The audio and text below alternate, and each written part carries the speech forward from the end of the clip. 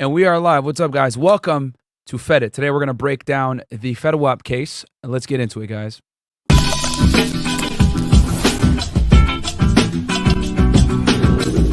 Okay, guys. I used to be a special agent of Homeland Security Investigations. This is the arrest paperwork, okay? So here is the booking.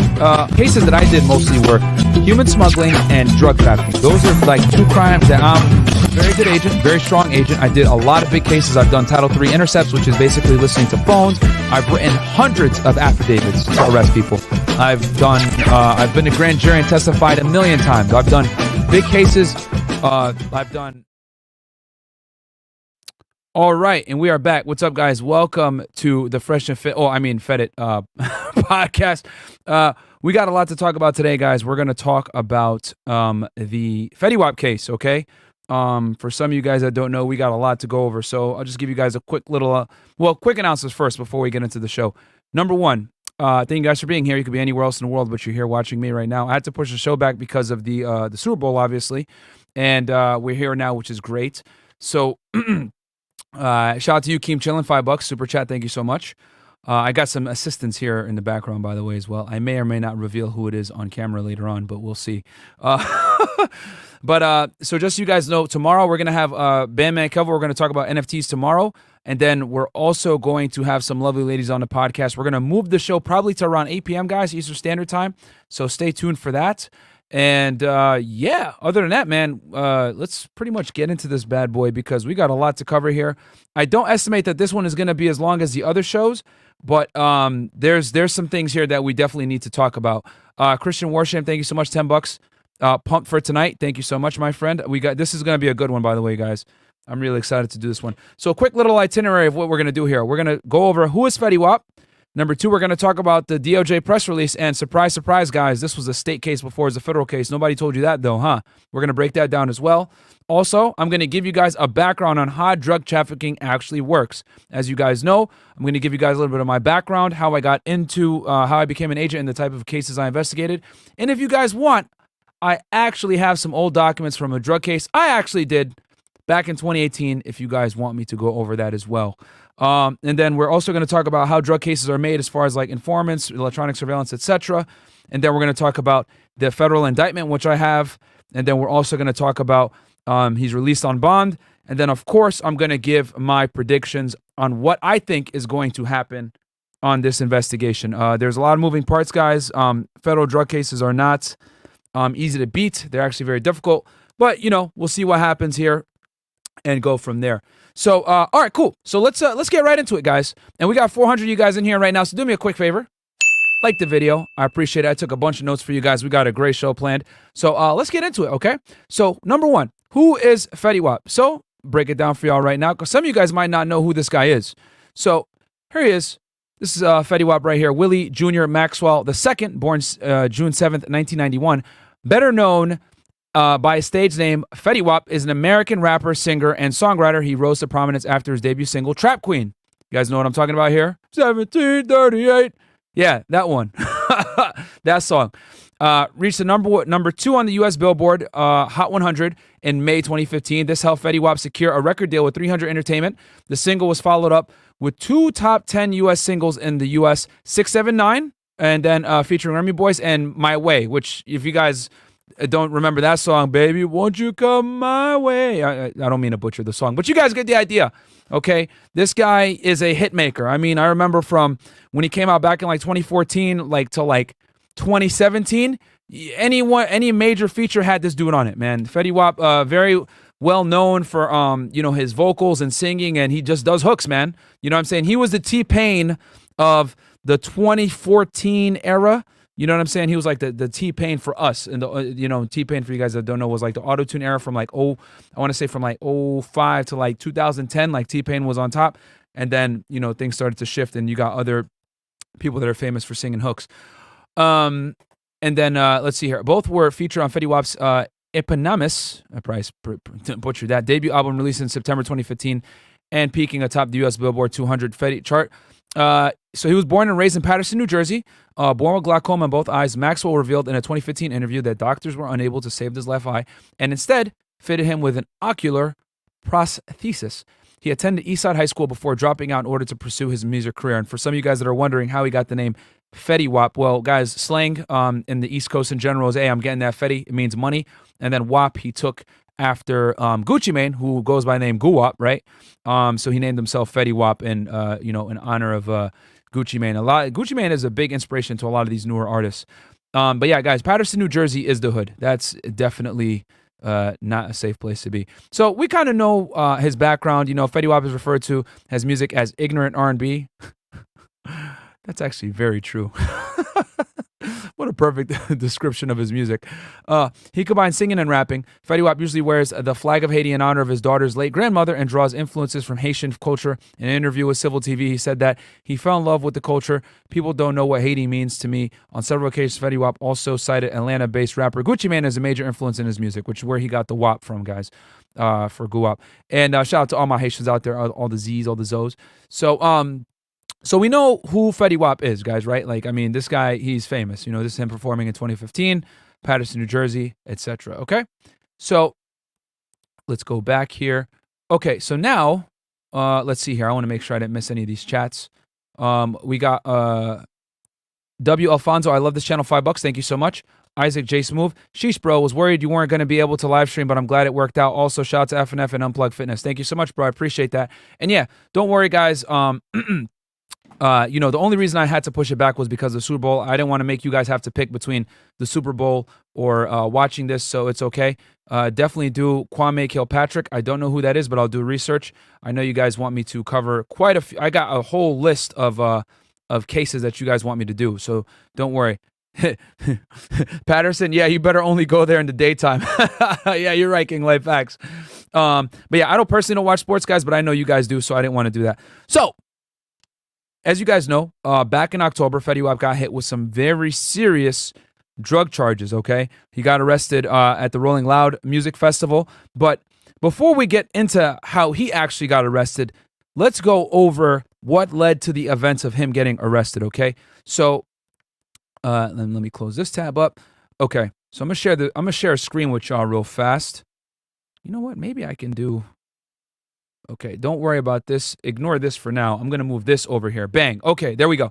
So, just so you guys know, I had to do some research here, but I figured out that the Fetty Wap case, the federal case that we have now, was actually a state case first, which is very alarming to me because the fact that it was a state case first and then they decided, you know what, let's take this federal, tells me there's a lot of moving parts. But let's read this press release from the DEA, okay? Drug Enforcement Administration, for all my foreign people out there, the DEA is in charge of handling domestic drug investigations in the United States, okay? They investigate violations of Title 21, okay? So hold on, let me enlarge this a little bit so y'all can see what the hell's going on here. All right, hold on. Enlarge. Oh, it's Control plus, duh. Okay. So, multi-agency investigation leads to arrest of 5, seizure of 17 kilograms of cocaine, 2 kilograms of heroin, 4,000 counterfeit oxy pills, 9 guns, and 1.5 million of drug proceeds. And this, guys, look at the date, was June 29th, 2020 was the press release, okay? So this is in Long Island, aka Strong Island, okay?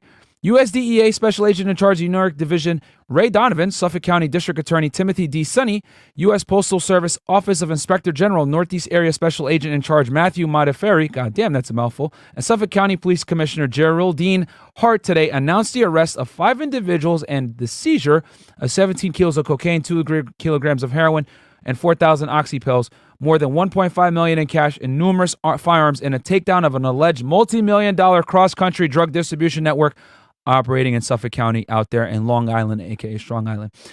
This investigative investigation exemplifies how drug traffickers have been impacted by the coronavirus, adopting smuggling methods, transportation routes, and money laundering operations to maintain security and social distancing, said Ray Donovan, Special Agent in charge of the DA New York Division. Allegedly, the SOSA organization operation was a major drug supplier for Long Island and the tri-state area, and by seizing 9 guns and millions of dollars worth of illicit narcotics, law enforcement is saving lives. Okay, and this is them basically. These are the people giving their statements. So we'll just skip this because we don't really care about what the postal inspector and everything. This always happens, guys. So anytime let me just bring this. Hold on, stop the show. Anytime there's a big a takedown, okay, pretty much the agencies, right? the prosecutors, etc. Sometimes if the case is really big, like the director of the agency will show up and they'll do a press release. They'll do a press conference. And when they do the press conference, they're all sitting there with the shirt and ties and everything else like that. And they talk about, oh yeah, we law enforcement won today. We got this and blah. So they give their statements. Okay. Give me ones in the chat if you guys want me to read the statements of the district attorney and the postal inspection person, or if you guys want me to just get right into the facts of the case. Give me ones in the chat if you guys want me to read their statements. If not, I'll get right into the facts of the case. Two, if you want me to get into the facts. One, if you want me to read their statements. Ones. Okay, looks like you guys want me to read it. Okay, fair enough. I will. Are we getting all ones over there? Pretty much. Yeah. Okay. All right. All ones. Okay. All right then. So let's see here. Okay, so this is a DEA special agent in charge that said this. So here we go. The magnitude of this drug investigation is enormous. They were responsible for peddling millions of dollars in narcotics on almost a weekly basis.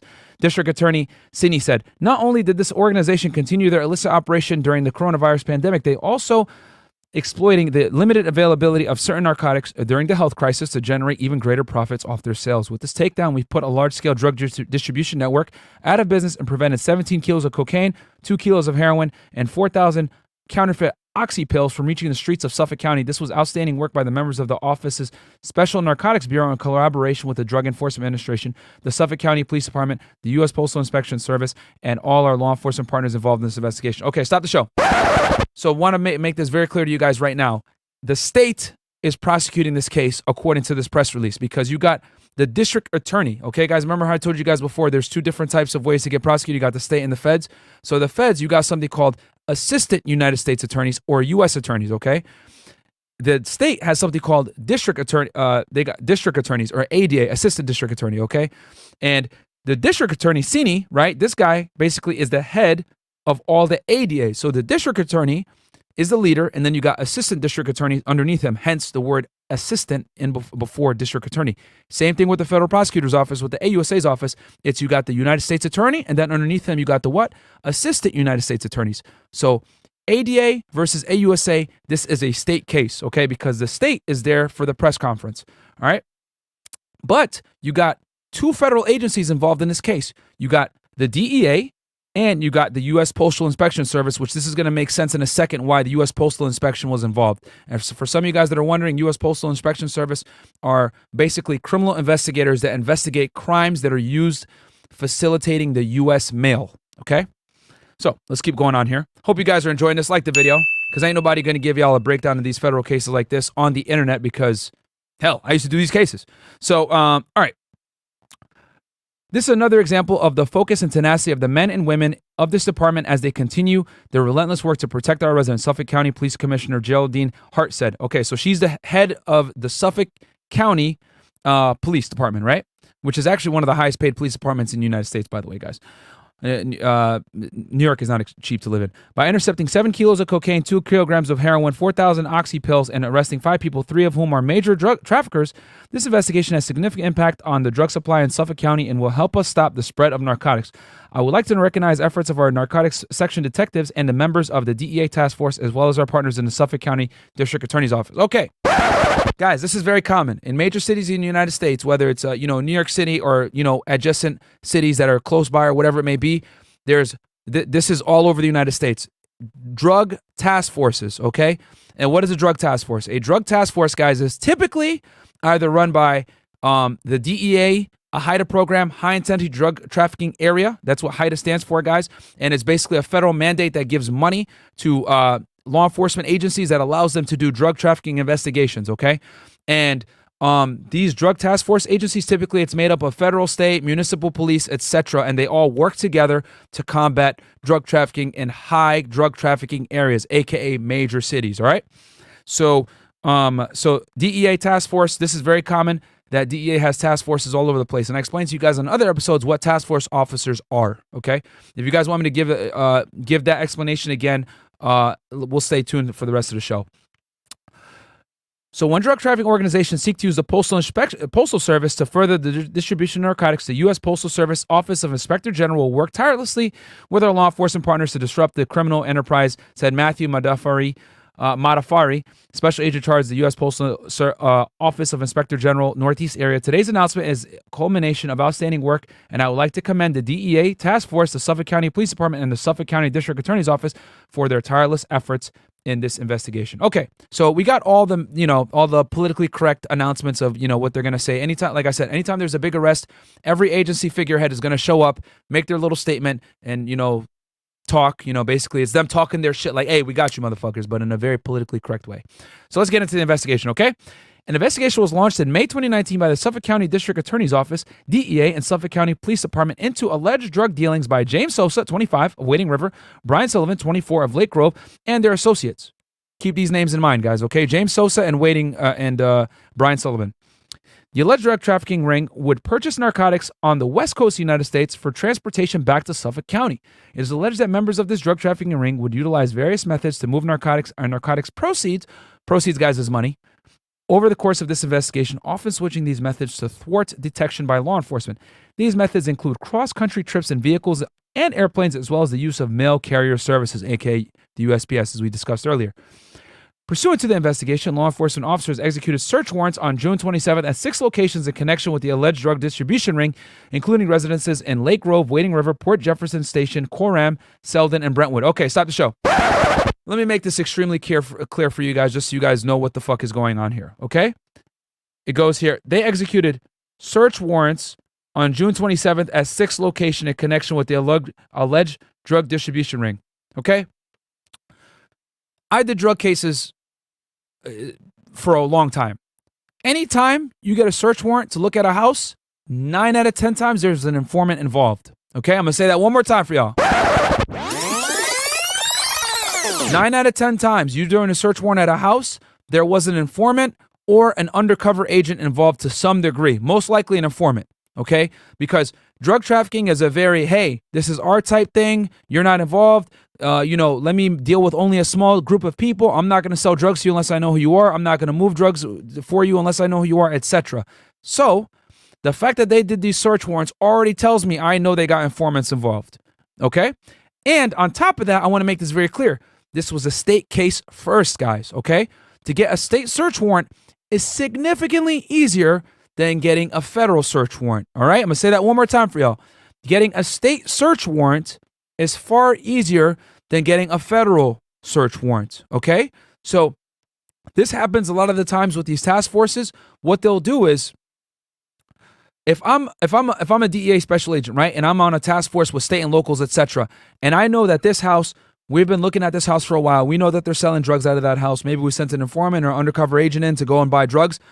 It's going to be far easier and faster, by the way, for me to have, a detective that works for the state, whether he's, Suffolk County detective or he's a New York State Police or NYPD, whatever the hell. It's going to be way easier for him to go ahead and get a search warrant through a state judge versus me going through a federal judge. Okay, the state judge system is a lot better. They tend to work more flexible hours. You can go to a judge's house at night sometimes and get assigned. Can you do it federally? Yes, you can, but it needs to be an emergency. So with drug cases, it's almost always better to work with the state and get state search warrants if you can. Okay, so that tells me off rip that I know that they probably did state search warrants on this because they had the ADAs involved, and ADAs will get you a search warrant back much faster than the feds will. Okay, and I'll just be honest with you. It's easier to get a state search warrant than it is to get a federal one, bro. I'm just going to keep it 1,000 with y'all. Anytime I needed to hit a house quick, I would always go to my state guy and be like, hey, can you get a search warrant, in a couple hours? Yes, I can. Because remember, guys, when you're looking at a drug house, they can destroy the evidence immediately. They might not have dope when you go ahead and want to do a search warrant. So you need to act quickly. You know what I'm saying? When you got information that the house is being used, you need to move fast. All right? So I'm willing to bet that they had done operations on each of these 6 stash houses prior to getting the search warrants, maybe a day or two in between, got the search warrants all cut at the same time, hit all 6 residences at the same time, and got this big hit that they got right here, which we're going to go over in a second. All right. The search warrants resulted in the seizure of 17 kilos of coke, 2 kilos of heroin, approximately $1.5 million in cash, approximately 4,000 oxy pills, 9 firearms, and drug paraphernalia consistent with packaging and sales, including kilo presses and cutting agents. In addition, Numerous luxury vehicles used in an alleged transport of narcotics have been seized and will forego forfeiture proceedings, which means they basically seized the assets and now they're going to basically, they're going to take it. They're going to seize it and forfeit it. You know, it's been forfeited to the U.S. government now, right? And you guys probably want some pictures of what was taken. I got y'all. Don't worry. I got the pictures right here. Your boy's prepared, okay? So here's some of the money that they took, okay? Here's some of the money, right? Here's the pressing the pressing stuff that they used to conceal the dope, and here's a couple of the keys, man. Oh Lord, not looking good, man. Not looking good at all. This is quite a bit of dope, guys, and I'll tell you guys this is a big hit. 17 kilos of cocaine and 2 kilos of heroin and $1.5 million of cash. This is fucking huge, okay? Now, granted, I used to work on the Mexican border, so 17 kilos of cocaine is a joke. But in the interior, you know, in Long Island, this is a big fucking deal, all right? This is a huge seizure, all right? So as you guys can see. And also, this, you know what made it, you guys are probably wondering, Myron, how'd you figure out that this was a state case first? So look, I see here, Suffolk County District Attorney's Office, and I was like, what the fuck? Why are they involved? And then also, I used to work with DEA very closely. If you guys see here, and let me enlarge it for y'all. So this right here, guys, these evidence bags, these are DEA evidence bags, okay? Because I can see the seal right here, right? Like I told y'all, I used to work with the DEA very closely because I used to do drug cases. So, you know, it would always be, and to be honest with you, it's better to give them the drugs when you work with them because they have like a whole system with drugs because that's what they do. They do drug cases. Technically, as you know, I used to work for HSI. Could I seize the drugs too? For sure. I have Title 21 authority as well. But it was always better to go with the DEA when it came to seizing drugs because they can lab test it for you. They have the chemists. You know what I'm saying? Drugs is what they do. DEA is a single authority agency. Title 21, baby, which is drugs in the federal system, okay? So these evidence bags are very familiar, and that's what had me very confused. So I was like, did the FBI really do this case? Because you guys are gonna see here in a second, the FBI gets involved as well, which I have a suspicion of how that happened. But yeah, so here's the drugs, right? And yeah, here we go. Bam. Heroin, cocaine, etc. So this is no bueno for these guys. All right, let me minimize this joint. So let's go back into reading this DEA press release, okay? So, hey, yo, guys, like the video. Give me some ones in the chat if you guys are enjoying this and you guys are learning quite a bit because I'm dropping a lot of knowledge right here that you ain't going to get anywhere else on the internet. Give me some ones in the chat if you guys are enjoying this, okay? Because like I said, nobody has this type of knowledge on YouTube. That's a fact. Okay. Okay, awesome. I'm glad you guys are enjoying it. Like the video. There's 1,300 of you guys in here. Do me a solid. You guys don't got to donate any money. Just like the video, and it helps a lot with the algorithm, especially since we're going on a little bit later.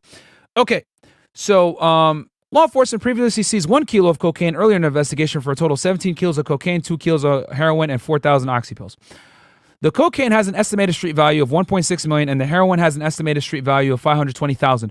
However, the resale value of the drugs, once they are processed and mixed with cutting agents, is estimated to be more than $4 million. Okay, you guys are probably wondering, what the hell? Yes, guys, cocaine is extremely expensive. When I was an agent, a kilo of cocaine in Laredo, Texas, was worth about $29,000. Okay, and then if you were able to get that kilo of cocaine up to Chicago, because so Laredo, Texas, guys, is like pretty much like in the center of Texas, okay? It's right on the Mexican border, and it connects to Interstate Highway 35, okay? Interstate 35 pretty much takes you right into San Antonio, Texas. Once you get into San Antonio, Texas, you got Interstate 10, and you got Interstate, which goes east to west, and then you got the 410, right? And if you get on Interstate 10, that could take you to either Los Angeles or to Jacksonville. East to west, it goes across the entire country. And then if you take 35 all the way up, I think it takes you to Minneapolis, or it takes you somewhere to Indiana. But you can get off there and go into Chicago, which a lot of the times that's where the drugs were going, was some kind of destination city, whether it was going to go to San Antonio, Dallas. It can go to Houston, because remember, Interstate 10, once you get to San Antonio, you can head east, and that will take you to Houston. So what was I going with this? Oh, so the point I'm trying to make is this. So a kilo of cocaine in Mexico is about, at the time when I was there, about 5,000 to 10,000, okay? As soon as you cross it into the border, it's about 29,000 in Laredo, okay?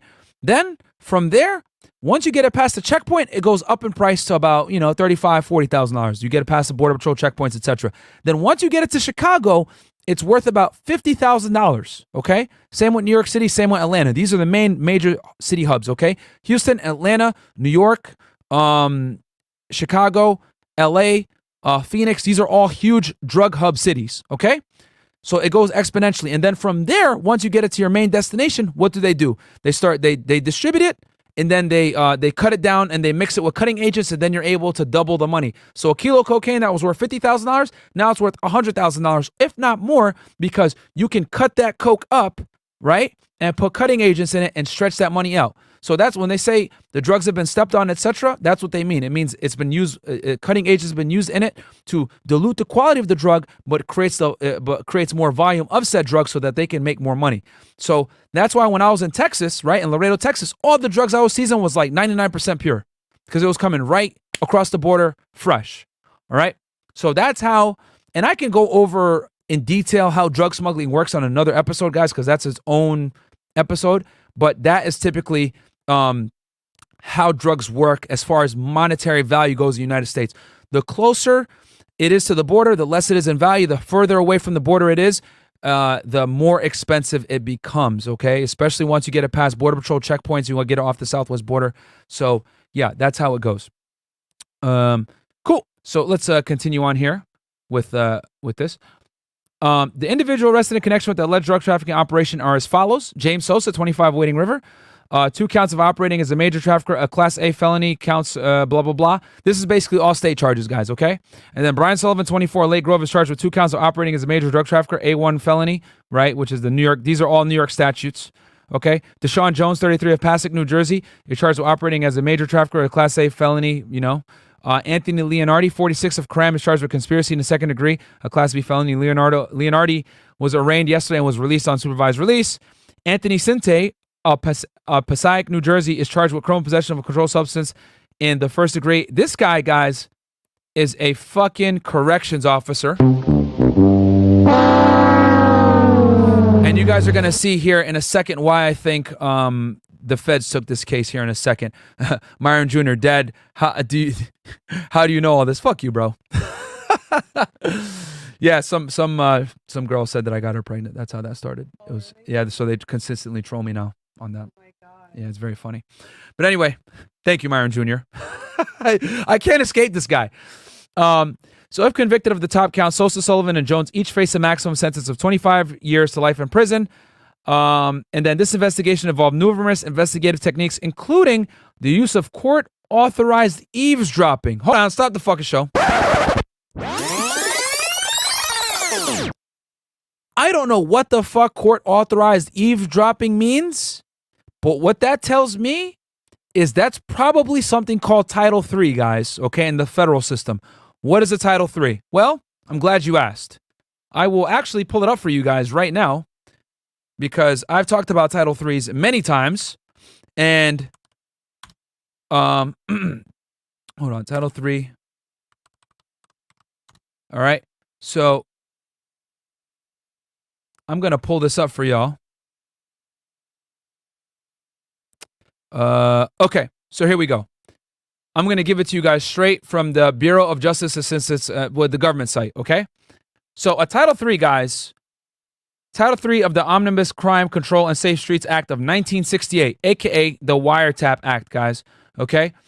Title III of the Omnibus Crime Control and Safe Streets Act of 1968, Wiretap Act, pretty much 18 U.S.C. 2510 to 22 as amended by the Electronic Communications Privacy Act, the Communications Assistance to Law Enforcement, right, CALEA, Anti-Terrorism and Effective Death Penalty of 1996, etc. These statutes are coded 18 U.S.C. 2510. Okay, so 18 U.S.C., you know what, man? What I'm going to do for you guys one day, I'm going to pull up one of my old affidavits I did for a drug case that I did back in the day, where I did a wiretap like this. It is not easy to listen to someone's phone, okay? But Title III of the Omnibus Crime Control and Safe Streets Act, also known as Wiretap Act, prohibits the unauthorized, non-consensual interception of wire, oral, or electronic communication by government agencies as well as private parties, establishes procedures for obtaining warrants to authorize wiretapping by government officials, and regulates the disclosure and use of authorized intercepted communications by investigative and law enforcement officers. So what I'm willing to bet, guys, is when they say court authorized eavesdropping, this is probably the state's version of Title III. Okay, because remember, this was a state case first. Matter of fact, you know what? Let's Google this bad boy. Let's investigate this together. Court authorized, because I've never heard eavesdropping before. New York. Let's see here. Oh, there we go. Eavesdropping means wiretapping, mechanical overhearing of conversation, or the intercepting or accessing of electronic communication. Let me tell you guys something about wiretaps. If the feds are listening to your phones, it's a fucking wrap. I'm gonna say that again. If the police are listening to your phone, it is a fucking wrap, guys. So this tells me that what that means is that the state, okay, was listening to these guys' phones, which makes perfect sense because the fact that they did six search warrants, okay? I told you guys already, if they're doing search warrants, that means there's informants involved. And when there's informants involved, what do? You build the case, okay? You have the informant make dirty phone calls. You know what? Fuck. Before I get into this, let me make sure I have... Okay, I'm looking through my notes real fast. Okay, before I break down how drug cases work, we're gonna talk. We're gonna revisit this. Okay, so put a little pause on this for a second. I'm gonna come back and talk about wiretaps and how drug cases are actually built from the ground up in a second. But now that we read the state case, right? Now we know. So they used eavesdropping. So these guys were listening to phones, state phones, of course, right? Excuse me. They did state affidavits to get wire intercepts. So they were wiretapping, but through the state. Okay. The search warrants were executed by law enforcement agents from DEA's Long Island District Office, which includes the following agencies: New York State Police, Suffolk County District Attorney Office, Suffolk County Police Department, Suffolk County Sheriff's Office, Nassau County District Attorney, Nassau County Police Department, Nassau County Sheriff's Office, and the Hempstead Police Department. The Suffolk County Police Department also provided extensive additional resources from their narcotics section, firearms suppression team, emergency services section, and K-9 section to execute these warrants. Guys, this is why drug task forces work together. See how they're all working together and leveraging each other's skills and abilities to go ahead and do the case? Okay? Because here's the thing with the DEA that people don't know. Did you guys know that the DEA has maybe, like 2,000 or 3,000 agents nationwide? It's a very small agency, guys. Most of the DEA's manpower actually comes from task force officers, which I'm going to break down for y'all right now. We talked about it on other episodes, but okay, you know what? Give me ones in the chat if you guys want me to explain again what task force officers are, or give me a 2 if you guys want me to just keep going on as far as like why task forces work. So 1 in the chat if you guys want me to define what task force officers are, break it down again, or 2, you guys want me to just get into how task forces work.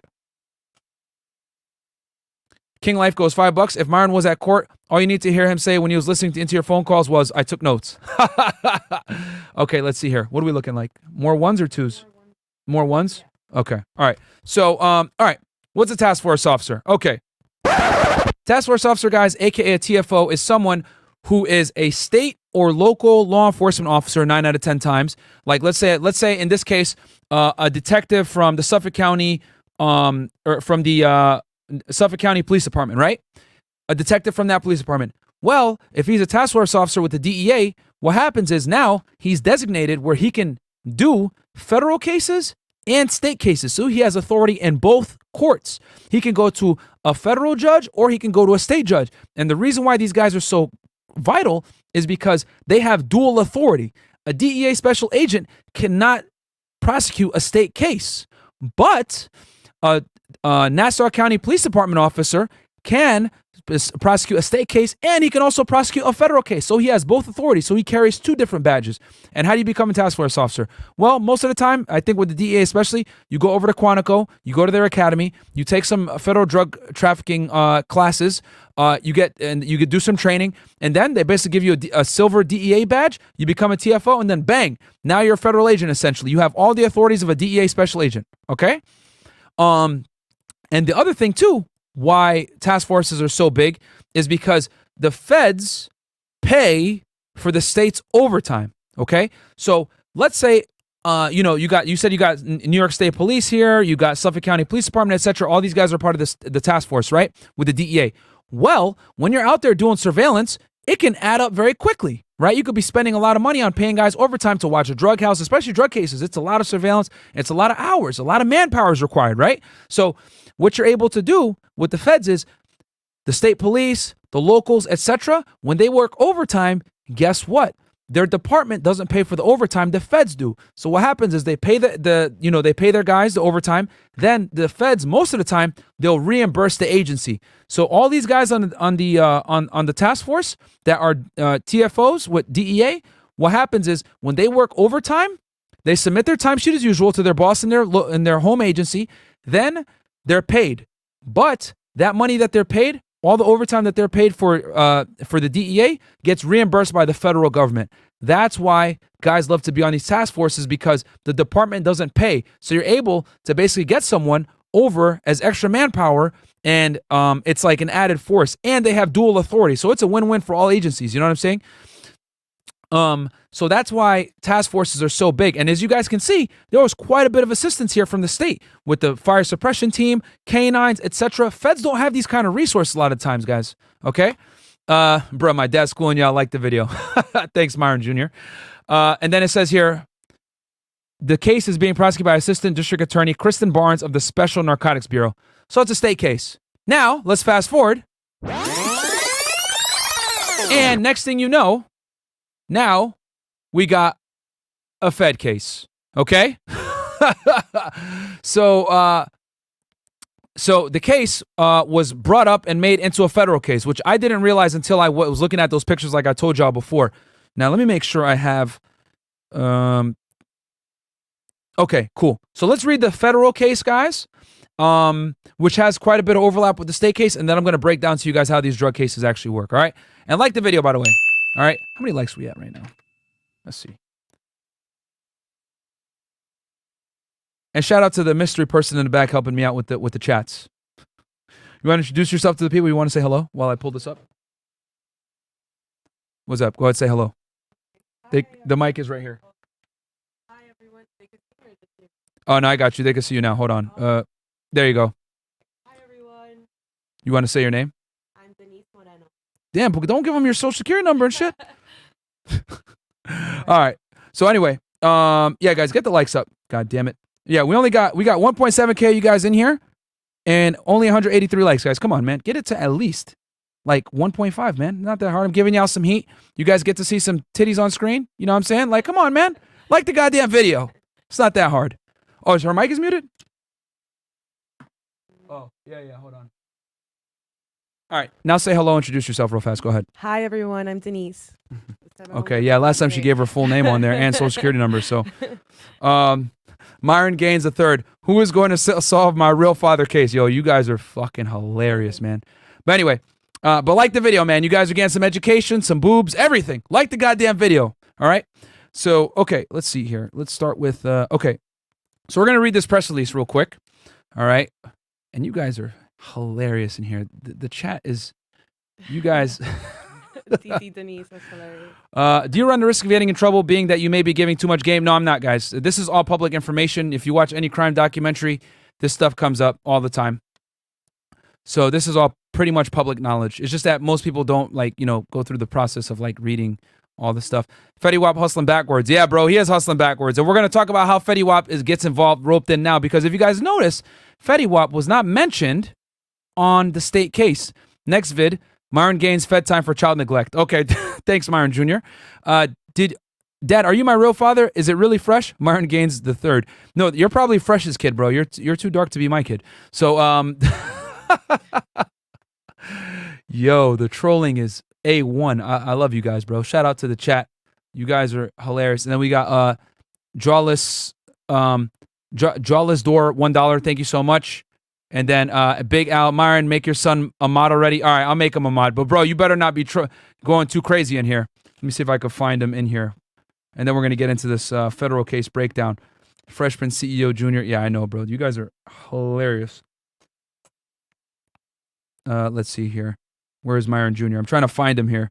Okay. I'm gonna give you a wrench, Myron Jr. Don't disappoint me. But I need you to comment right now so I can actually do it. But yeah, y'all are funny, bro. Real talk. Okay. Yeah, he is. Yeah, people. The trolling never ends. You know what I'm saying? It's like they definitely like make fun of me, and it's hilarious. So anyway, it is what it is. Okay, so So let's read this press release real quick. I'm gonna enlarge it for you guys real fast, so we know what the hell is going on here. All right, so here we go.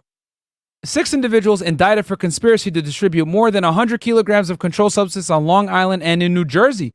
Defendants include a New Jersey correction officer and rap artist Fetty Wap. That's not good. Here, this is a good super chat. YNW Melly will be found not guilty based on lack of evidence proving beyond a reasonable doubt of him being in the car. Bortland won't testify. Bro, they don't need his testimony. Like, did you Harris, did you watch my my episode on the YNW Melly case, bro? You got to go check that out. They don't need Bortland's testimony. And honestly, I'm a little suspicious that he was released on bond. I'd be very surprised if he didn't testify or take the stand. And here's the other thing. Let's say he doesn't take the stand. The circumstantial evidence against YNW Melly is overwhelming, guys. They have him in the area with phone data. It's indisputable, my friend. Okay? And the way from where the gun was shot, there's no way around it. They definitely know that the shot came from the back driver's side of the vehicle. It's a wrap, my friend. It's definitely a wrap. So okay, I gotta shine on the other account to give Myron Jr. the thing. Okay, so let's keep reading this thing. But yeah, bro, YNW Melly is gonna, bro. Why do you think they're pressing? If they thought they were gonna win, let me tell you this. Question me this: if they thought that he was gonna win, why are they pushing so hard to get the death penalty removed?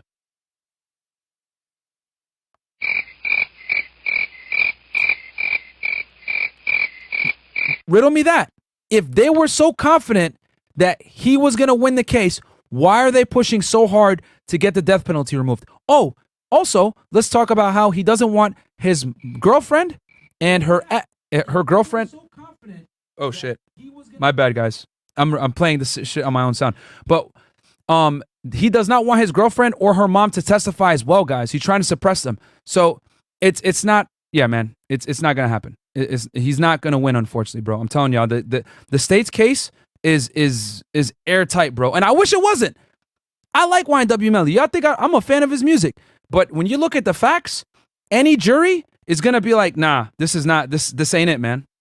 And I actually took a vote. When I read through the case and I took a vote in the chat, and the chat was like, nah, yeah, he's guilty. So watch that episode in full, bro. I break it down. The detectives did a fantastic job. Not only that, bro, they took his DNA and they took his body measurements. They're going to recreate the shooting at trial. Man, y'all crazy, bro. Anyway, let's keep reading this bad boy, okay? Yeah, I know the chat is undefeated. Shaquille Ahmed, YouTube will flag Fetty now because of Denise's whoppers. Oh, maybe. They might. Who knows? I might get flagged for nudity because of her boobs. I don't know. What size are those things? Double D. Double. Here, you got to talk into mic. 32 double D. Oh shit! Goddamn. Okay. The Lord has blessed you. Natural? What do you think? It looks like you got work done. Hold on, chat. What do y'all think? Everyone guess. Yeah, it looks like she got. I think they look natural. They look natural, right? Yeah, you had a good doctor. It's Miami. It is Miami. Okay. How much do things cost you? 8,000. Not okay. Well, that's expensive. Not bad. But Eric Crow. Oh, you went to a good doctor? Yeah, I went to a good doctor. All right. I didn't want to die. All right, fair enough. You didn't go to Colombia to do it or whatever? No, I didn't go to Colombia. All right, fair enough. I stayed here in the States. Fair enough. Okay, well, hey, yeah, they did a good job. I will say that. Thank you. All right. So anyway, back off the boobs and back to the case. Okay, so we go. Defendants included New Jersey correction officer and rap artist Fetty Wap. Earlier today in federal court in Central Islip, an indictment was unsealed charging Anthony Sinche, a New Jersey correction officer, Anthony Leonardi, his brother Robert Leonardi, William Jr. Maxwell II. By the way, guys, this is Fetty Wap. okay, who is a rap artist also known as Fetty Wap, Brian Sullivan, and Kavon Wiggins with conspiring to distribute and possess controlled substances. 5 of the defendants are also charged with using firearms in connection with the drug trafficking. This is very important, guys. So the only person that was not charged with using firearms is Fetty Wap, which is going to save him later on when we talk about this, okay? Sullivan was arrested on September 30th, 2021, arraigned before United States Magistrate Judge Stephen L. Tizioni, and ordered detained pending trial. Anthony Leonardi and Sinche were arrested on October 13th, 2021, arraigned before United States Magistrate Judge Annie Y. Shields, and ordered detained pending trial. Robert Leonardi was arrested in Pennsylvania on October 13th, arraigned before United States Magistrate Judge Richard A. Lorette of the Eastern District of Pennsylvania, and ordered detained pending trial. Wiggins was arrested on October 27th, 2021, arraigned before United States Magistrate Judge Stephen J. Locke, and ordered detained pending trial. Maxwell was arrested yesterday and will be arraigned this afternoon before United States Magistrate Judge Locke. And they obviously put the press release, guys, the day after Fetty Wap got arrested so it wouldn't get out. Okay, he got arrested on October 28th at Rolling Loud, guys. Okay. Breon Peace, United States Attorney for the Eastern District of New York, Michael J. Driscoll, Assistant Director in charge of the Federal Bureau of Investigation, New York Field Office, Timothy D. Sinney, District Attorney for Suffolk County, and Stuart Cameron, Acting Commissioner of Suffolk Police Department, announced the charges. Okay, remember these names are a little familiar, right? From the commissioners. As alleged, defendants transported, distributed, and sold more than 100 kilos of deadly and addictive drugs, including heroin and fentanyl, on Long Island, deliberately contributing to the opiate epidemic that has devastated our communities and taken too many lives. United States Attorney Peace. We will continue to work nonstop with our law enforcement partners to keep our neighborhoods safe from the scourge of dangerous drugs and gun violence. Mr. Peace thanked the United States Postal Inspection Service for its assistance during the investigation. The pipeline of our drugs in this investigation ran thousands of miles from the West Coast to the communities here in our area, contributing to the addiction and overdose epidemic we have seen time and time again tear people's lives apart. The fact that we arrested a chart-topping rap artist and corrections officer as part of the conspiracy illustrates just how vile the drug trade has become. I want to commend the work of our Long Island Gang Task Force and our law enforcement partners for working day in and day out to get these deadly drugs off our streets, stated FBI Assistant Director in Charge Driscoll. Okay, stop the goddamn show. Guys, you want to know why the feds got involved? The feds got involved because you got a chart-topping rapper and a corrections officer.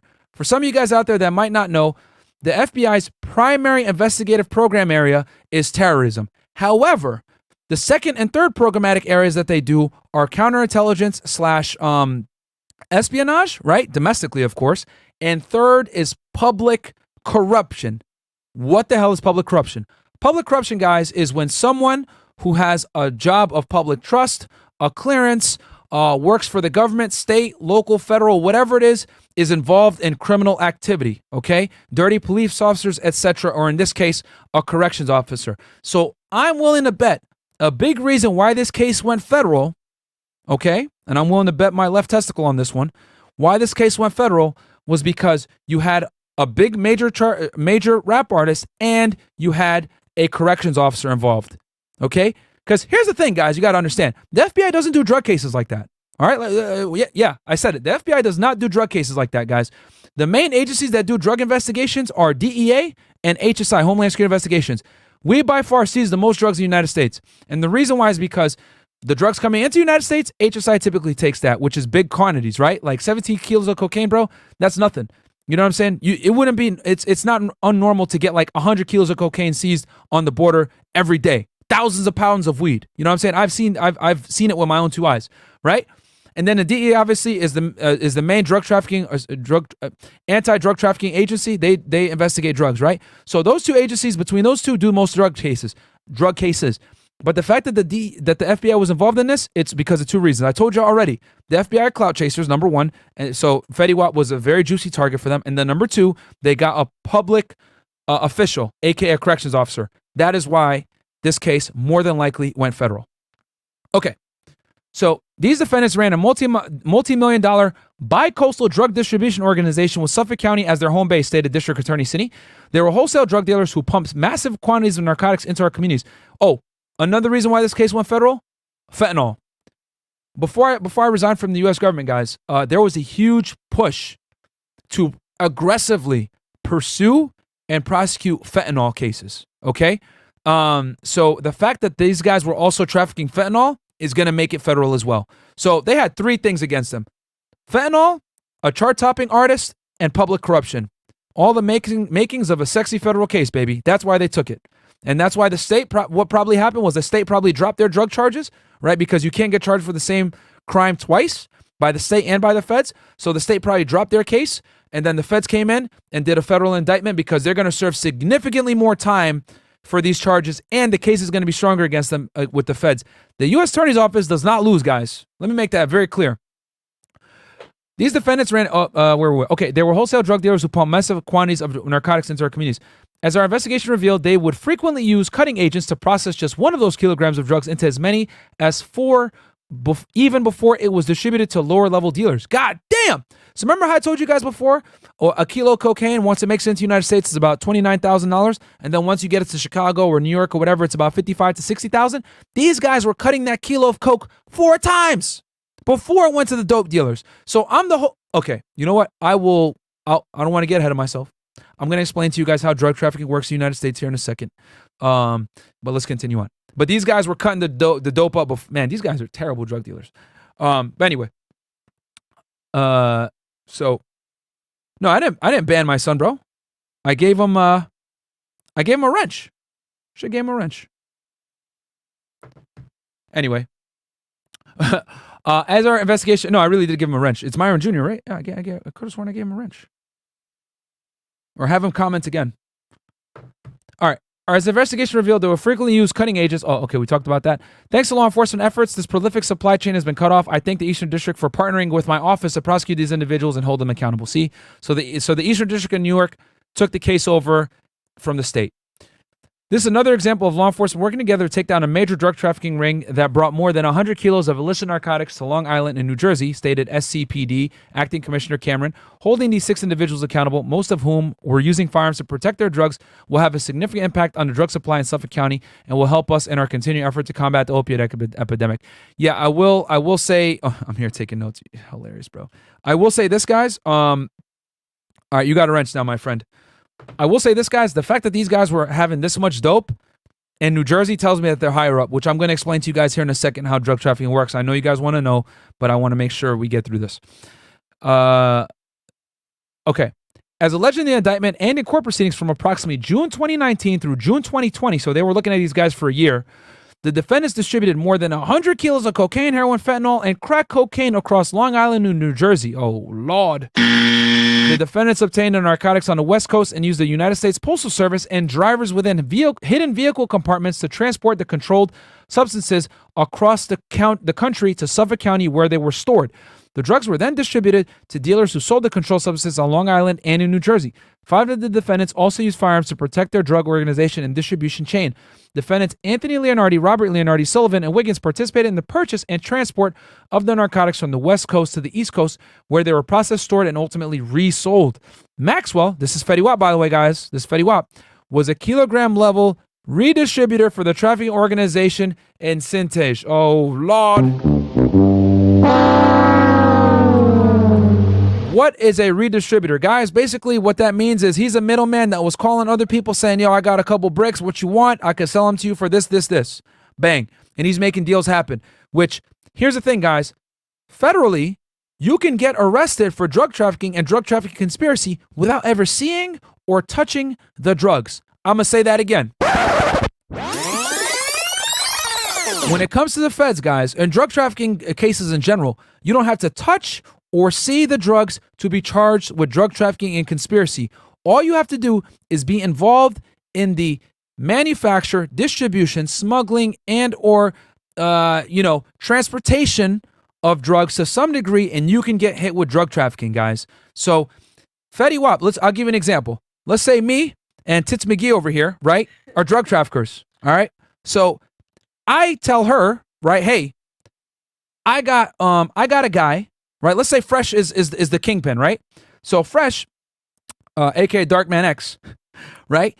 He gives me the drugs, right? And I have them. I got 5 kilos of coke, and I go ahead and I tell Miss Tits, hey, I got 5 kilos of coke. I'll give them to you for $40K a piece, right? And she's like, all right, let me see if I can find a buyer. She's basically Fetty Wap right now, right? So Fresh gives me the drugs. Fresh imports the drugs from Barbados. I have the drugs. Now I call her and tell her that I have 5 kilos of drugs for her. She's like, okay, let me find a buyer. So she finds a buyer. Okay. She says, hey, peanut butter mouth Chris wants 3 of the drugs, 3 of the kilos, right? So what I do is I go ahead and I deliver the drugs to Chris, but she gives me Chris's information and I make contact with Chris and sell the drugs to Chris. The feds, however, right, are listening to the phone call.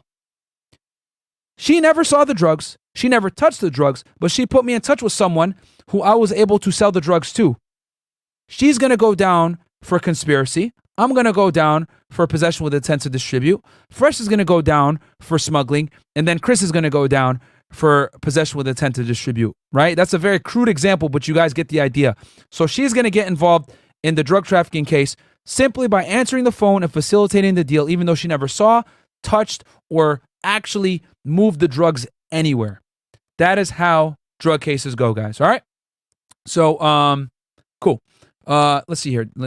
Can't believe Fetty didn't see these charges coming. Yeah, I know, bro. Hey, man, the trap queen, bro. Buy one BBL, get one free. Thank you so much. You guys are laughing at Tits McGee. Is Ethereum smart to buy right now? Yes, I think it is. I think it's below 3,000 if I'm not mistaken.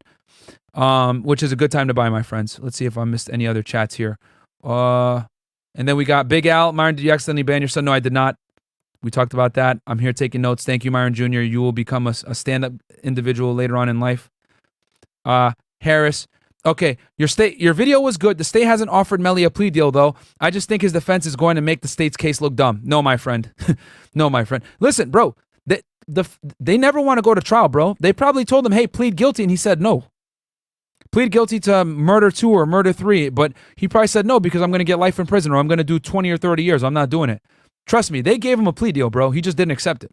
I promise you they gave him a plea deal. He's been in jail for years. He's been in jail since like 2018. You know? 1 to 3, $5. What up, Myron? Showing some love. FNF gang, a la verga. Hey, shout out to my Mexicans out there. ¿Qué onda, wey? Chingao. Can you be my mommy, Dennis?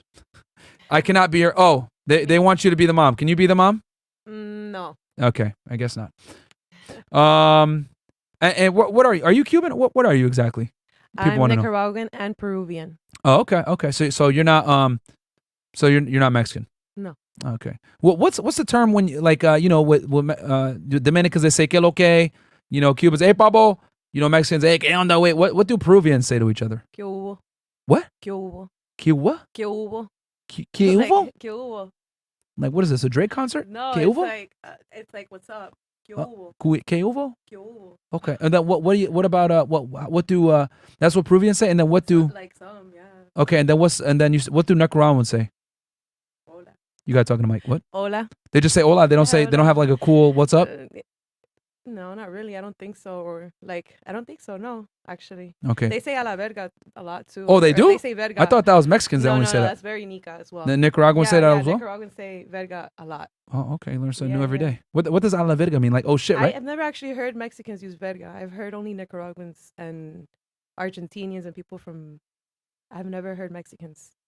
Okay. No, they say it all the time. A la verga, chingao. Güey, pinche güey. Yeah, pinche güey, yeah. They say that all the time too. Yeah. Okay. All right. Learn something new every day.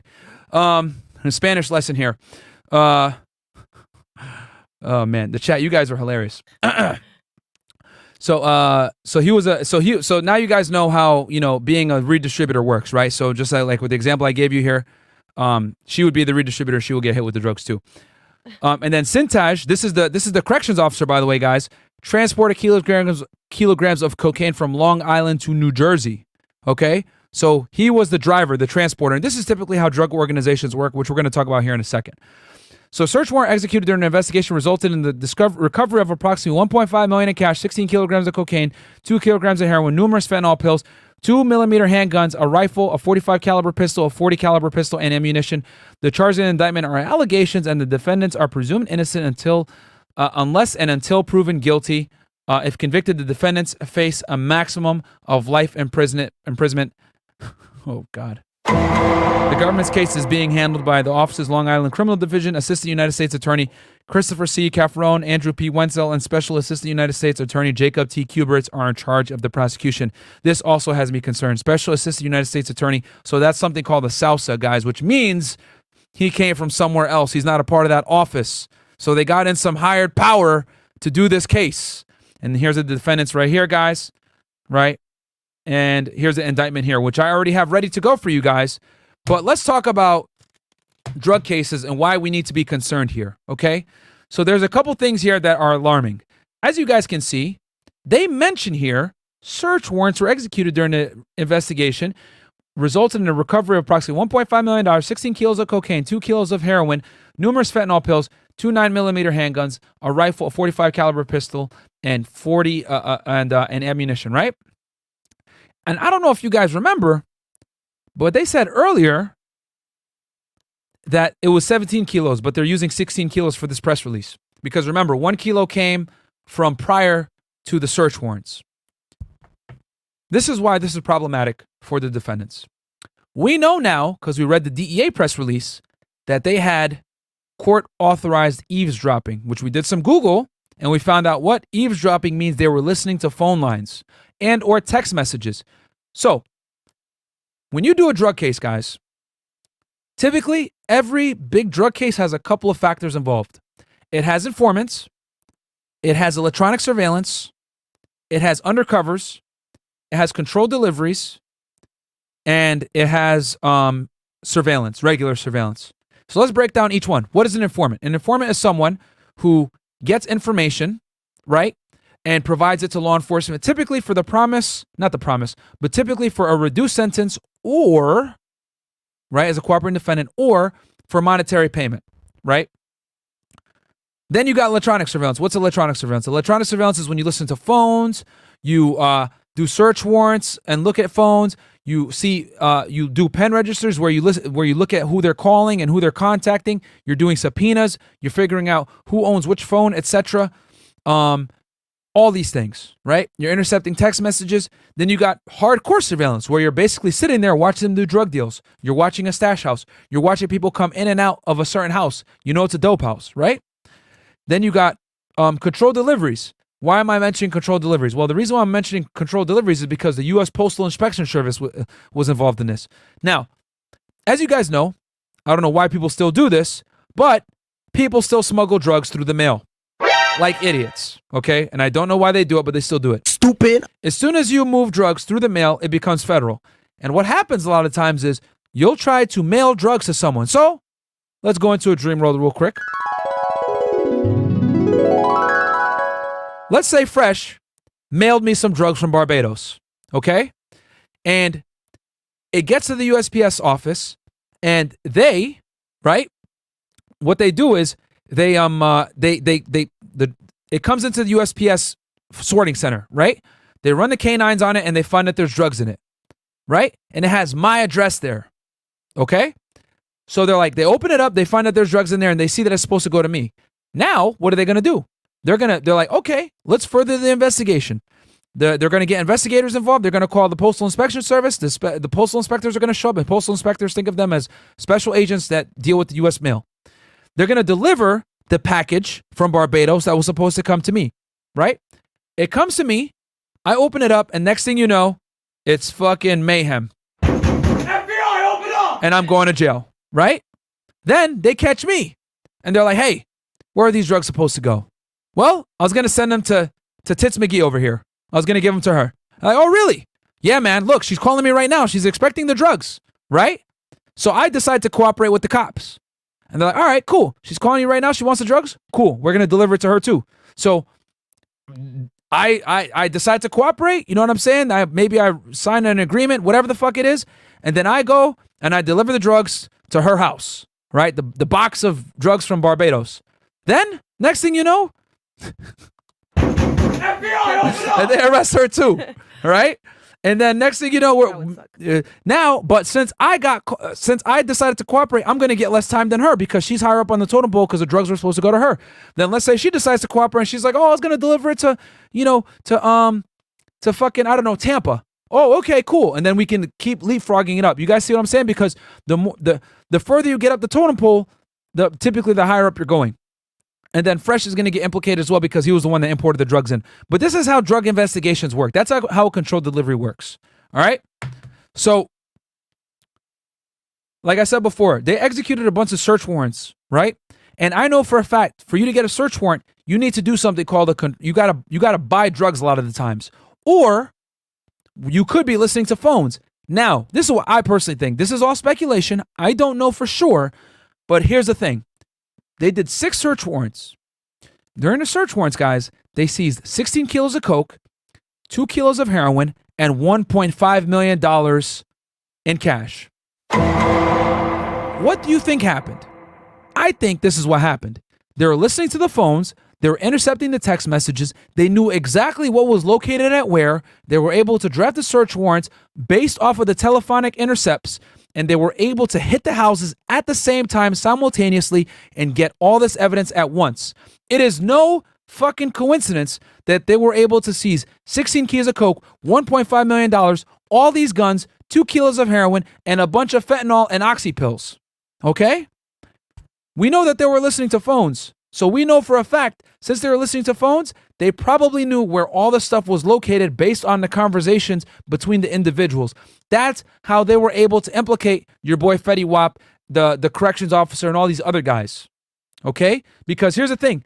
On the federal press release, they're not saying here that there were intercepts involved. But with the state one that we just looked at with the DEA, they said that there were court-authorized eavesdropping, which means there were state wires listening to phones and text messages. That's how they were able to get the search warrants. That's how they knew that all the dope and the money was involved. It was there at the same time, and they were able to get these seizures and put all these guys down. And I am willing to bet on that first round, when they arrested everybody, someone snitched and got Fetty Wap lined up. That's what I personally think happened. Because remember, they didn't get Fetty Wap on the state case. They came back and got him on the Fed case. All right? So that's very important to know that distinction, which I haven't seen anyone else mention that on YouTube, that it was a state case first, then it turned into a federal case, and when it turned into a federal case, they included Fetty Wap and another guy in the charges. Okay? That's extremely significant. And they didn't mention that the case had wiretaps, guys. When there's wiretaps, it's a wrap. Because let me tell you guys something about wiretaps. You need a lot of evidence, okay, to be able to listen to someone's phone. As a matter of fact, you need more evidence to listen to someone's phone than to arrest them. Yeah, I didn't stutter.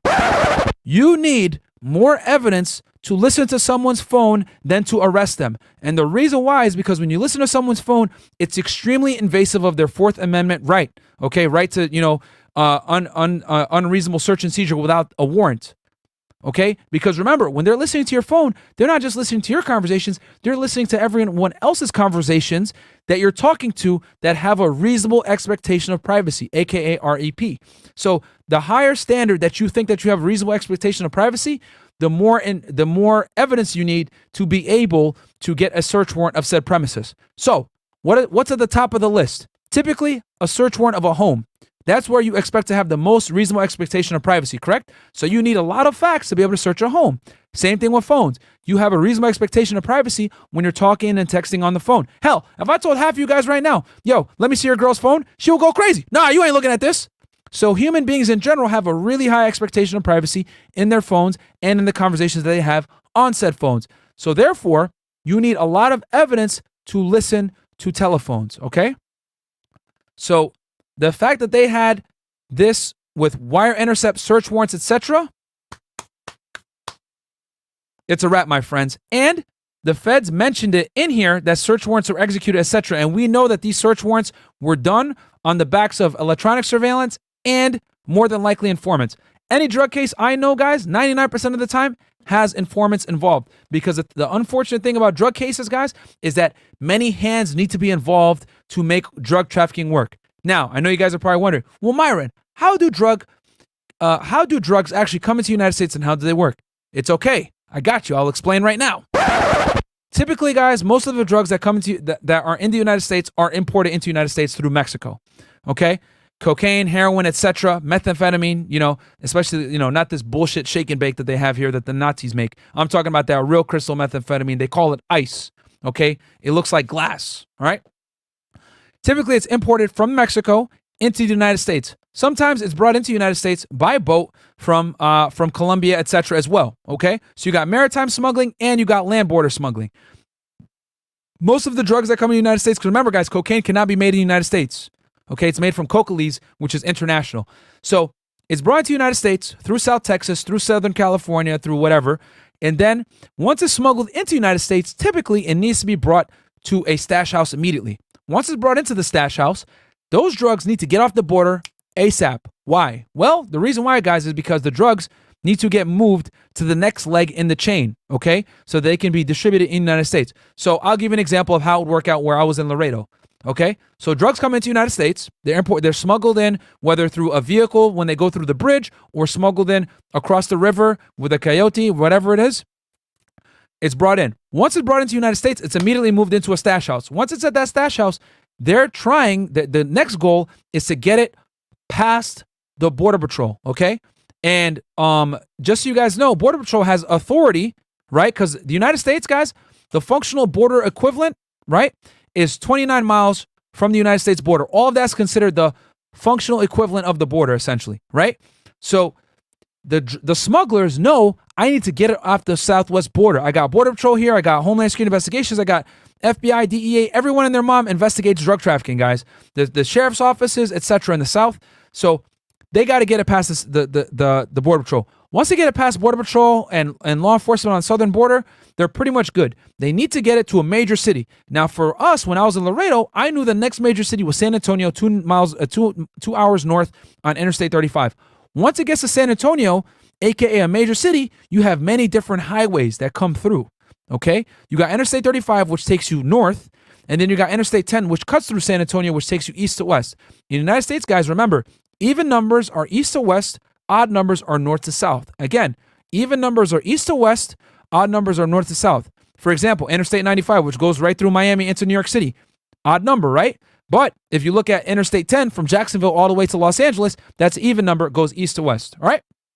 So once it gets to San Antonio, they pretty much made it because San Antonio has many different highways that goes through it, okay? So you can either go east to Atlanta, east to Houston, and then take it to Atlanta, which is another big drug hub, or you can go west, take it to Phoenix, take it to Los Angeles, etc. But most of the time, most of the drugs that came into Laredo went east. They went towards Atlanta, which then would go into the Carolinas, then go into New York, okay? Or it would go north into the Midwest, Chicago, Minneapolis, etc. Okay, Dallas, Austin, because all those cities are also on Interstate 35. So the goal, once you get the drugs into the United States, is get it to a major city.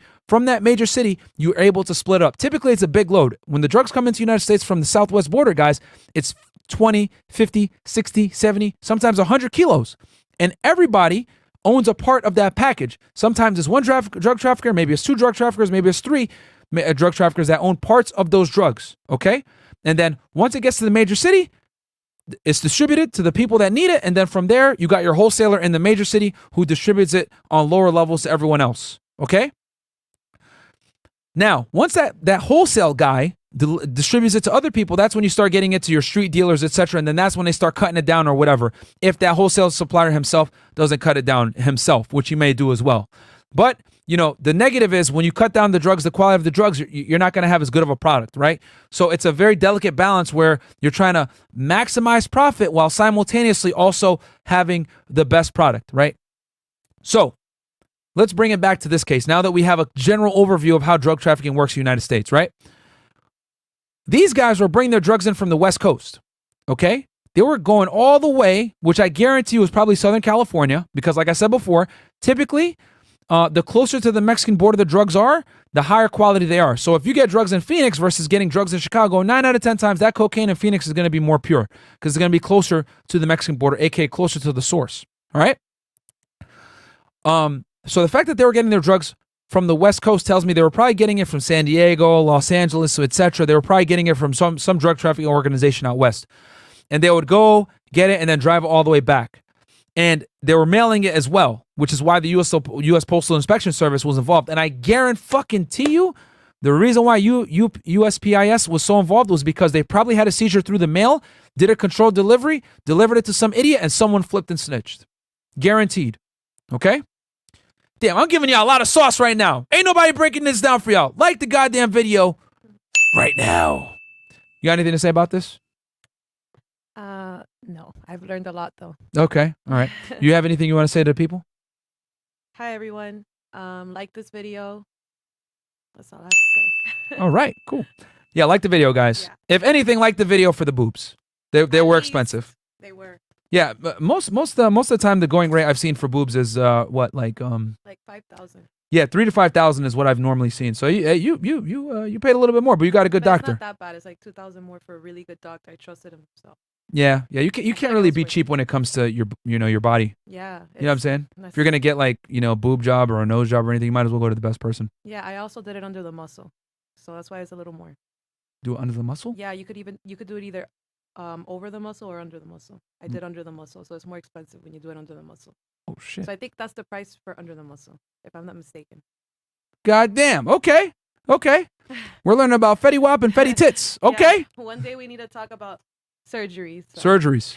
Okay, maybe we'll do a show on that and eventually. Yeah, definitely. I can help you with that. Like the goddamn video. Y'all are not getting this kind of sauce anywhere else. You guys are learning about federal drug crimes and you're learning how to get your tits done Yes. under the muscle. Under the muscle. Under the muscle. Way better. Does it mess with your ability to do chest presses and push-ups and shit? Not at all. Nothing. So you can still do push-ups, no problem. Yeah, nothing. I have never had not one issue. I feel like I was born with them. Born this way. I was born this way. Okay. All right, Lady Gaga. All right. And she has the leopard print jacket too. Yes, I do. So yeah, guys, like the video. So now that we have a general overview of how drug trafficking works, the fact that they were bringing their drugs all the way from the West Coast over tells me that these guys were big time. All right. Typically, guys, 17 kilos of cocaine domestically in the United States, like somewhere in Long Island, tells me that those were probably some of the biggest drug traffickers in that region, guys, because 17 kilos of coke is significant for being in the United States. Obviously, being on the southwest border, that's a joke. That's like another day in the office. But in Long Island, that's a big fucking deal. All right. So, channel idea: breast and tit with Denise. Okay. That's not a bad idea. I'll read some of these chats real quick before we get into the indictment. Okay. They got Jamal Lewis like that. He was in the NFL. Yes, they did. He's an idiot. I don't know why. Yeah, he was making money with the NFL. When are you doing the Stephen Avery case? I don't know who Stephen Avery is, but I will look it up. Can you look that up for me real fast? Stephen Avery. Here, you got two screens right there. There's another one on the MacBook. Right there. Yeah. Let's see here. Buy one BBL. Okay, I read that one already. Okay, I think I'm caught up on the super chats. All right. So now that we know what this is, let's see here. Let's go over. So real quick, I'm gonna teach you guys real fast how to look up a case in the feds. Okay. So I know that it's the Eastern District of New York, right? Pacer. So I'm gonna go ahead and remember, just type in a district and then type in Pacer after. That's the easiest way to do it. And then it's gonna say pacer.uscourts.gov, right? Then I'm gonna go log into CMF ECF. And then bam, Eastern District of New York, go in here, right? You got to make an account with Pacer to look it up, right? So here's my Fresh Fit account. Bang, I'm in there. Nice, right? So since this was here before, but normally you won't see that, right? So what you do is, I know that his last name is, God damn it, what was it again? It was Fetty Wap, his real name. It was, God damn it, sorry guys. It was, oh yeah. William Jr. Maxwell II? Is it yeah, William. Yeah, okay. It's actually Willie, I think, is whatever. Let's see here. All right, so Maxwell, William, right? And then this is how you're going to find it, guys. So you hit run query, and then bang, this is how you find a case. Right? So here he is, defendant. Go docket report. Run report. Oh, wait, hold on. Is this the wrong one? Oh, God damn it. Yeah, that's the wrong one. Sorry, guys. I'll give myself a fucking wrong on that one. Hold on. Give me 1 sec, guys, while I do this. All right, so. No, it's Willie is his first name. Why did they put Willie?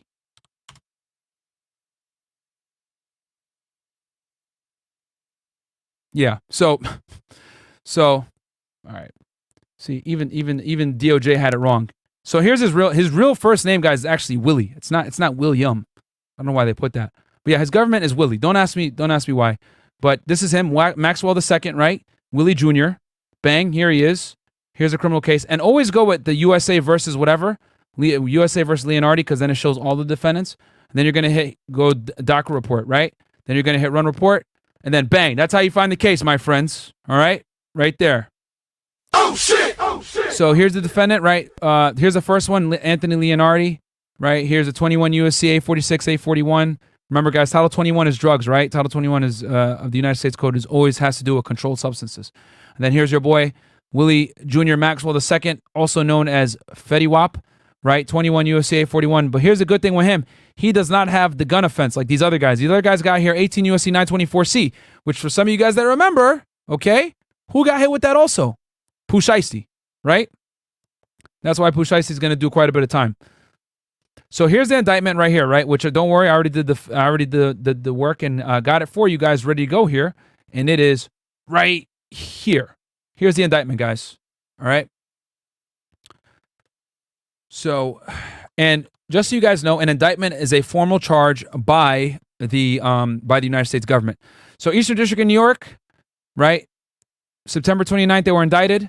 Anthony Leonardi, Robert Leonardi, Willie Jr. Maxwell, also known as Fetty Wap, Brian Sullivan, Anthony Sintage, and Kavon Wiggins, also known as KV. And remember, guys, Anthony Sintage is the corrections officer, right? So this is only a 2-count indictment, but these charges are extremely serious. All right, count 1, conspiracy to distribute and possess controlled substances. All right. Can you pass me some water, by the way?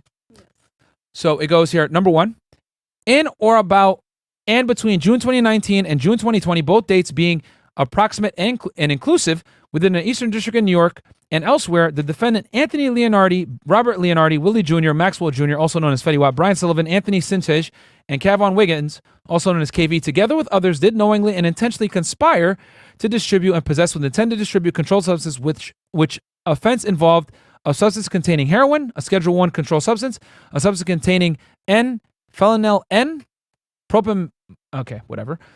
Also known fentanyl, a Schedule 2 controlled substance, a substance containing cocaine, Schedule 2 controlled substance, a substance containing cocaine base, a Schedule 2 controlled substance, contrary to Title 21 United States Code 841A1, guys, which is possession. 841A1 is possession with intent to distribute, typically. All right, thank you. The amount of heroin, fentanyl, cocaine, and cocaine base involved in the conspiracy attributable to Anthony Leonardi, Robert Leonardi, Sullivan, and Wiggins as a result of their own conduct and the conduct of other conspirators reasonably foreseeable to them was 1 kilogram or more of a substance containing heroin, 400 grams or more of a substance containing fentanyl. Oh, damn, 400 grams? Yeah, these guys are fucking, oh shit. I didn't even know that. 5 kilograms or more of a substance containing cocaine, and 280 grams or more of a substance containing cocaine base. The amount of cocaine involved in the conspiracy attributable to Maxwell, and Sintage as a result of their own conduct and the conduct of other conspirators reasonable foreseeable to them was 5 kilograms or more of a substance containing cocaine. All right? And these are the violations. Count 2, use of a firearm in connection with the drug trafficking crime. Remember, guys, this is what Pooh Shiesty got hit with as well, because he robbed those guys for the weed, remember? In or about between June 19th and June 2020, both dates being approximate and inclusive within the Eastern District of New York, the defendants, Anthony Leonardi, Robert Leonardi, Brian Sullivan, Anthony Sintage, and Kavon Wiggins, also known as KV, together with others, did knowingly and intentionally use and carry one or more firearms during and in relation to a drug trafficking crime, to wit, the crime charged in count 1, and did knowingly and intentionally possess said firearms in furtherance of said drug trafficking crime. And there we go, true bill. Which, guys, a true bill means that, like I told you guys before, an agent goes in, he talks about his case, the grand jury hears the case. It's typically like somewhere between 12 to 15 grand jurors in there. He gives the case, and then they decide if they're going to indict it, aka a true bill, and this one got a true bill. The 4-person signed it, and then this is the AUSA that signed it, which they have redacted, and then this shit is all crooked. But basically, this is the superseding indictment. I guess this is a true bill document that they use. And yeah, I mean, very simple indictment, guys. But yeah, the 2-count indictment, but these are very serious charges. So Bam. Okay, so I'm just looking here real quick because I have the sentencing guidelines here. So, all right. So how much time are these guys actually looking at? Well, they're going to be looking at quite a bit of time because here's the problem with 924C. This charge right here, guys, count 2, use of firearms in connection with a drug trafficking crime, that's a mandatory minimum of 5 years, and it runs consecutive. It cannot run concurrently. So when it runs concurrently, guys, let's say me and Miss Tits, right? We go rob a bank, right? But I robbed the bank, and she's with me, right? And we both have guns. But she forgot that she had, I don't know, a kilo of coke in between those boobs, right? And she gets caught robbing the bank with me. Well, now we both get sentenced to 10 years in prison for robbing the bank, right? We both get, a fake Bonnie and Clyde or whatever, right? We both get 10 years in prison. Here's the thing. Since she had a kilo of cocaine in her boobs, right, while she was robbing the said bank, she is also going to get hit with 18 USC 924C, which you guys see here. And that is going to run consecutive to the 10 years that she does for the bank robbery. So she's going to have to do 15 years.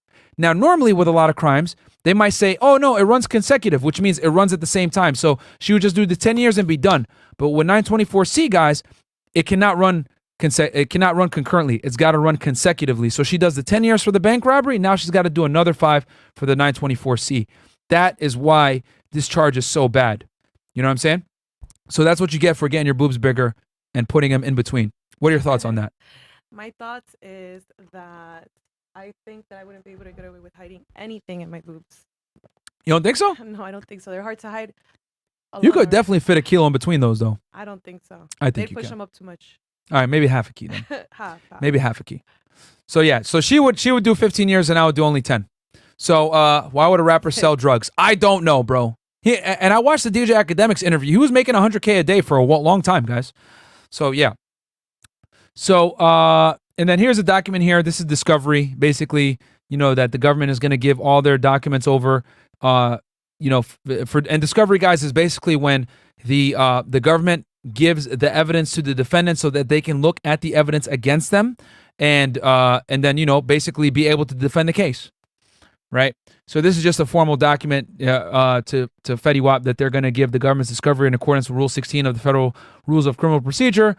Item Bates numbered 001 through 847, 951 through 1494, and WM. These are basically like probably the way they index the evidence. And also enclosed an index of the discovery. The index will be filed electronically. The government also requests reciprocal discovery from the defendant.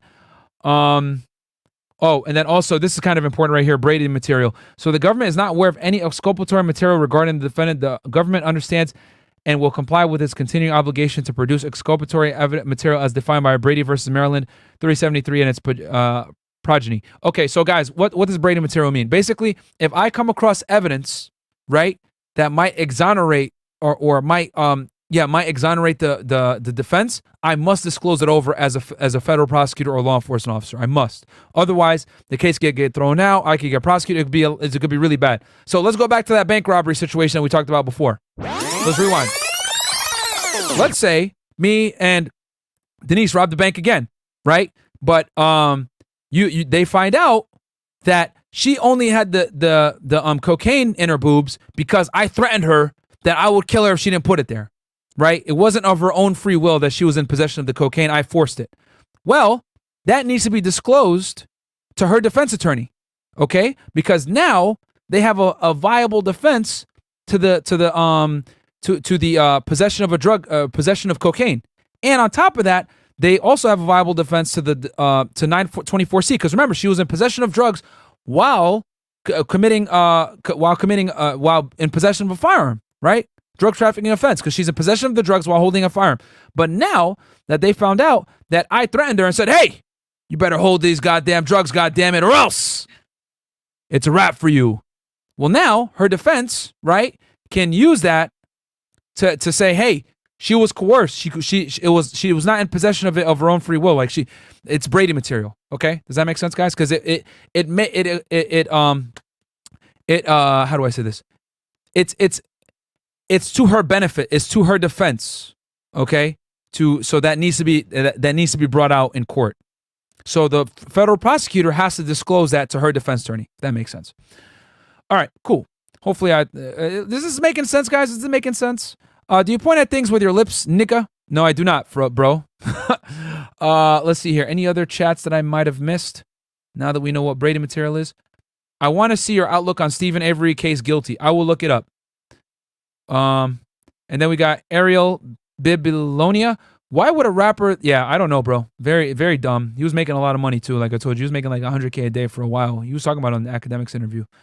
Actually, pretty good interview. Stephen Avery making a murder on Netflix innocent. Oh, making a murder. Okay, I remember that one, dude. That's a state case, bro. That's a pain in the ass doing state cases. For the love of boobies, okay? And that's from Sheldon Ross. Thank you so much. But Beiki Onigiri, is it true most Mali is fake / supercut also? Yes, it definitely could happen. Definitely, yeah. A lot of Mali is fake. Breast and tits with Denise. Okay. Please read the super chats you missed. I will. Don't worry. Let's see here if I missed anything else. Denise is putting them all up on for y'all. Okay. So, all right, let's see what else here. All right, so. Oh, wait, you already read that. Yeah, so let's see here. I was going to show you guys because they're saying on this case, okay. So I'm going to pull this up to you guys, right? So let's look at this because there's two things here. So in the press release, they're saying that it was 100 kilos of coke. But looking at the indictment, it seems like it's only 5 kilos or more. So let me look at this real quick. I'm going to pull this up for y'all, and we're going to compare this, and we're going to go over what Fetty Wap is looking at, okay? As far as time goes.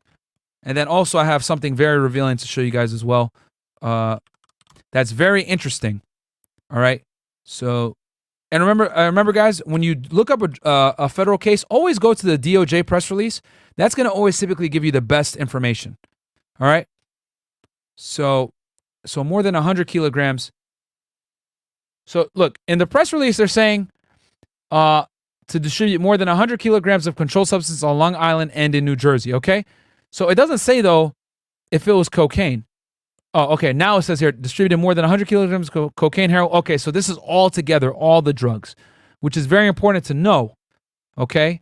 So, but in the indictment, right, the indictment count 1, they're saying here, 5 kilograms or more of a substance containing cocaine and 280 grams containing a cocaine base.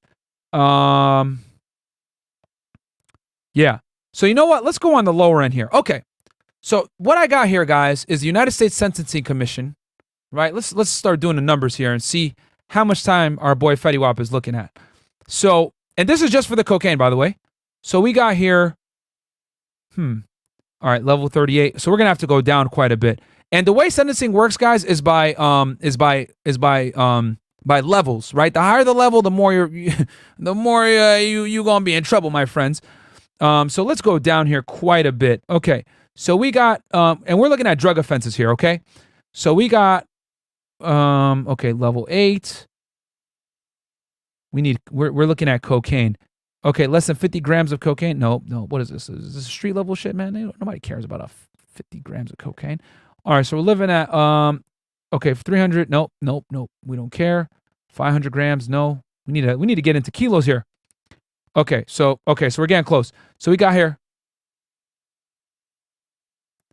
3.5 kilograms, but less than 5 kilograms. Nope, it's gonna be probably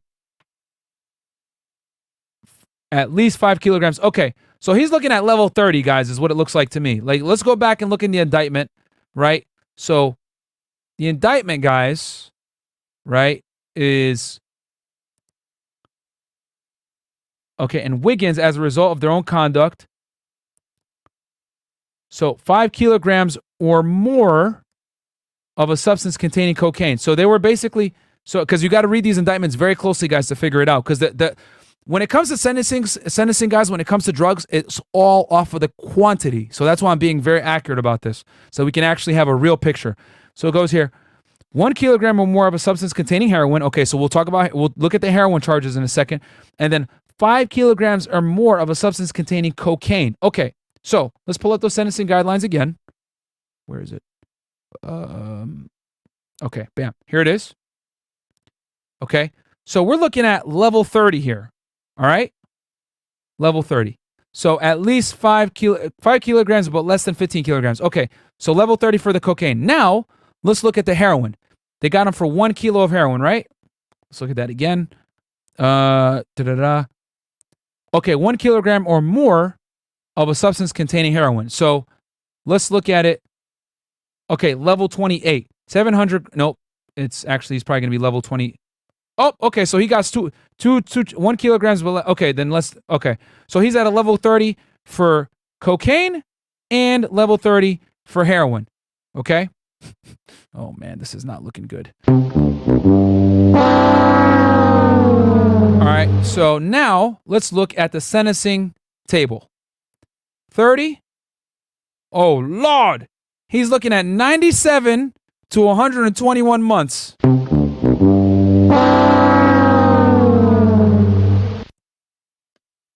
$97 months is about 8 years, and 21 months. 120 months is 10 years. So 10 years. So we're looking at 10 years and 1 month, guys, that he's looking at right now for this. And mind you, he has heroin and cocaine. All right. So I don't know if they're going to try to run it concurrently for him or if it's going to be consecutive. So that's not good because he has two different types of drugs. And then on top of that, guys, remember, the purity of the drug also matters. So he might get even more time based on the purity of the drugs. Now, just so you guys know, when it comes to the feds, 80% or more is considered pure, which means you get substantially more time. All right. So, yeah, this is not looking good whatsoever. Whew. Okay. So that's how much time we're looking at for our boy Fetty Wap. Okay, guys, he's looking at somewhere between 8 to 10 years. Okay. And let's see here. I highlighted this level 34. If they do, in fact, prove that he was distributing 100 kilos or more, he's looking at 151 to 188 months. 151 divided by 12, that's 12 and a half years. And then 188 divided by 12 is 15 years. So we might not be hearing anything about coming back my way, bro. He gonna be going, prison, won't you come my way? Okay. That was, I'm going to give myself, that was a dub on that one. My singing skills are not that good. Now, guys, I want to tell you something about the feds and how the feds don't lose, guys, number one. Number two, this was obviously a higher level drug trafficking organization. These guys are dealing with bricks. These guys aren't just dealing with little grams and shit like that. These guys were doing a sophisticated drug organization where they're using transportation, interstate, U.S. Postal Inspection Service using it. They're using the U.S. Postal Service. You got correction officers driving drugs. They're interstate between New Jersey and Long Island, and New York and New Jersey, distributing drugs, and they're bringing their drugs in from California. This is a sophisticated organization. There's no way there weren't informants and undercovers, and they were listening to phones. Guys, it is not looking good for Fetty Wap, bro. It is a wrap for him. And here's the other thing, too. I think Fetty Wap kind of understands what's going on here. So check this out. He made this very cryptic Instagram post on his Instagram. As you guys can see, Fetty Wap 1738, right? With the blue check. So that's how you know it's him. This was posted on, what day was this posted on? I think it was on November, when the hell was it? 12 weeks ago. So it was posted sometime in November. It was after he got arrested. But here you guys can go. Loyalty can be both a great trait and a deadly one. Choose wisely with who you stand with, but never change what you stand for. Never bend, never fold. Head up like a nosebleed. I'm on borrowed time. If it ain't life, it ain't forever. I'll be back better, wiser, and smarter.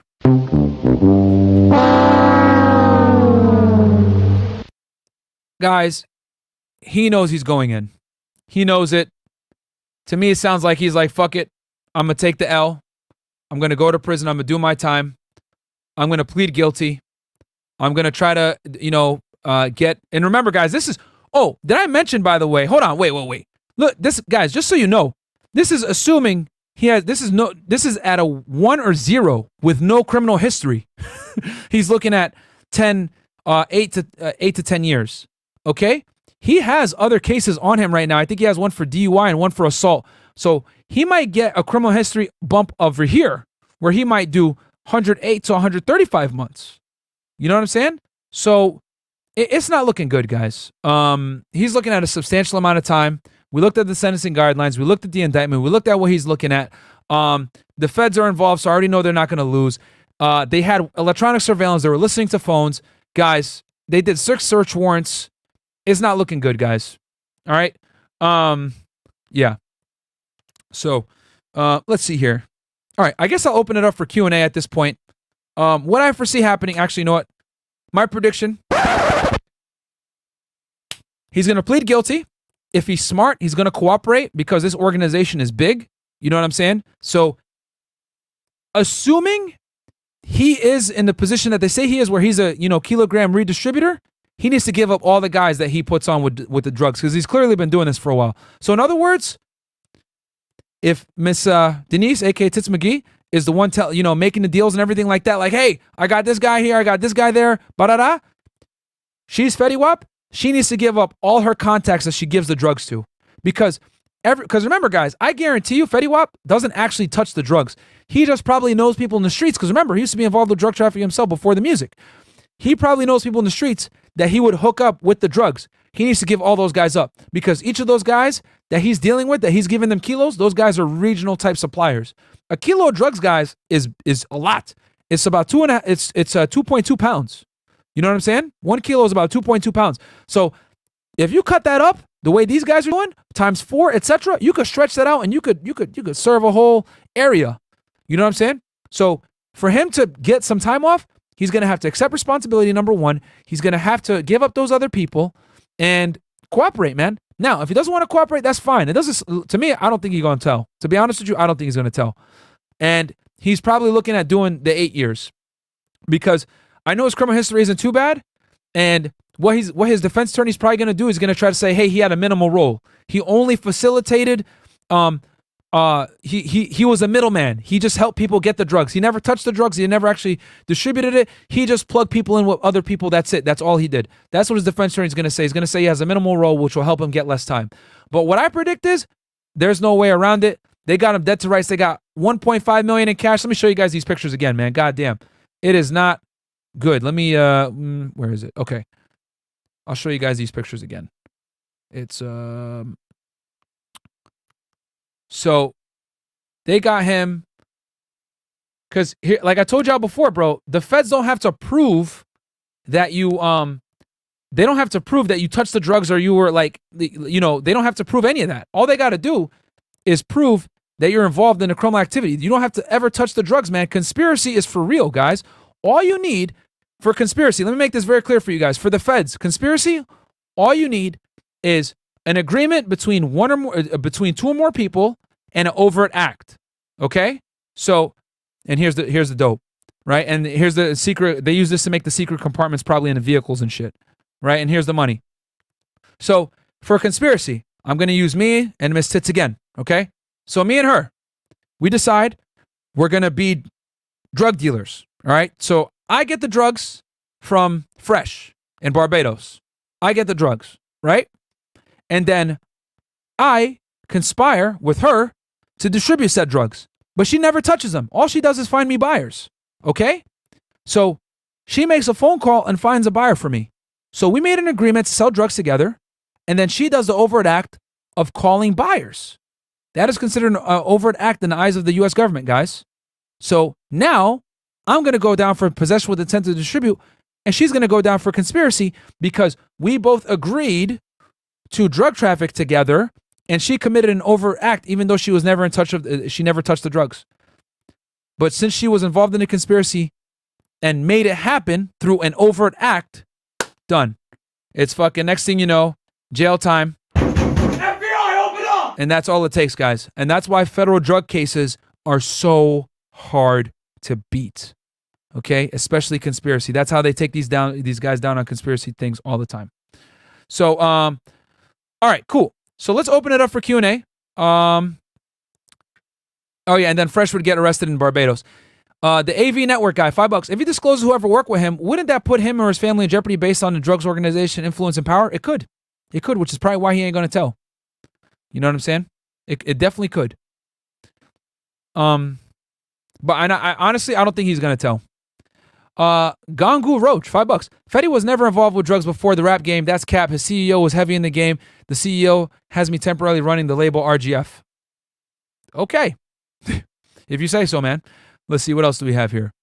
And we got buy one BBL, get one free. Question. Since this was a clearly run organization, why didn't they get hit with racketeering? Or is that just for organized gangs?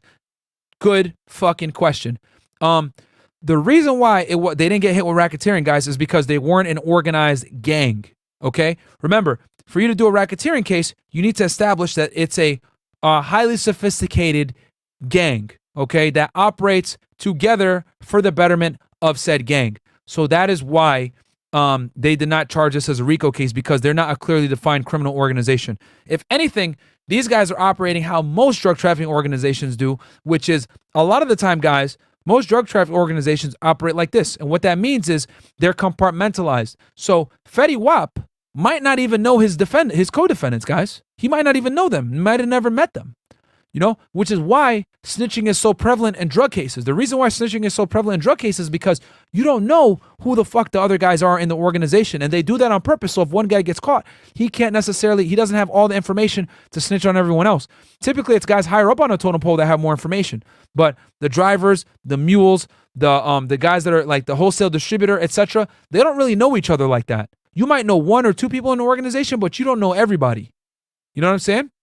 So this is how most drug organizations actually operate, where it's like a layer of separation, or there's a layer of separation between different factions of the drug trafficking organization. That is why they didn't prosecute this as a racketeering case. I read that one. That was a good question from our boy Buy One BBL, get one free. Hope you guys learned a lot on this one, bro. I dropped a lot of sauce on this one, on how drug cases work, etc. Cubo Denise, cuando vamos I don't know what that means. Al bar. What does that mean? When are we going to the bar? Oh, okay. When you going to bar with him? Never. He's a baby. Yeah, you're too young, bro. I'm not a pedophile. The AV Network guy. Great info, Myron. Many gems. Thank you very much, sir. We got here Isaac J. Smooth. Can you do a freeway Ricky case? Potentially. If it's federal, I can. I could do a state one too, but state cases suck, guys. That was for Denise, Nicaragua. It's what they do. Oh, the lip thing, when they point with their lip. That's true. Oh, okay. Fair enough. Let's see here. And then we got, what else do we got here? Do we have any other chats? Do you point at things? Oh, okay. That was was from before, right? I had a feeling he was talking about that, but I wasn't sure. Okay, I'm going to pull up the super chats here. Tell the people about yourself or something. I don't know. While I pull this up. Okay, well, I'm Denise. You were on the show a while ago, right? I was on the what was it called? It's the late night show, right? After Hours? The After Hours. I was there. I'm 29 years old. Thanks. Old as hell, bro. Yeah, but wise. Fine as wine. And I'm an administrator at Dr. Finlay Medical Center, a medical office in Hialeah Gardens. Oh shit, Hialeah. Yeah, but hey, we get the job done there. There's free STD testing there, just so everybody knows. Free HIV testing. Yeah. Oh, you can get COVID vaccines there if you need to. Okay. So. All right, I think I got the super chats set up here. Okay, so let's see here. We got that was a test. Well done, Denise. $2 from Myron Jr. Okay, so you're not going to go to jail. You will not have the FBI after you for pedophilia. FBI, open up! Okay, what was your major in college and how long? This is from Nate Carr Reviews. I majored in criminal justice, guys, and I went to college at Northeastern University, graduated in 2013 with a bachelor's in criminal justice. While I was there, I was an intern for Homeland Security Investigations. That's how I got the job. Then I resigned from the agency in 2020. Burning Wolf, $5 all the way from Great Britain. Can you explain the history of RICO law? It seems to be created to combat New York Mafia in the 1970s. How has it shaped law enforcement before and after? Okay, I will give you guys a quick little history lesson on RICO. RICO, guys, was created in the 1970s to go after the Mafia because the reason why was because it was very difficult for them to go after sophisticated criminal organizations, and they could not get people to cooperate against higher ups in the organization because they weren't facing that much time. If I'm only going to go get pinched, right, as they would say, I'm only going to get pinched for 5 months. I don't care. I'll do the time. You know, they don't care. Like, forget about it. I'll just go to jail, right? But if I'm going to get pinched for life, right, I might snitch. And what they were able to do with the racketeering laws was now you're able to charge the higher ups in the organization that are ordering the hits, okay? So, and everyone involved in the chain. So if you're able to charge the organization as a whole for a crime, now you can actually start doing some damage. So that's what the FBI and the U.S. Attorney's Office did in the 1970s to go after the mafia, to break into them, was to get people to cooperate and snitch. The RICO laws were critical in that. AV Network guy, if he discloses whoever worked with him, wouldn't that put him on? Read that one before. Thank you, AV Network guy. I'm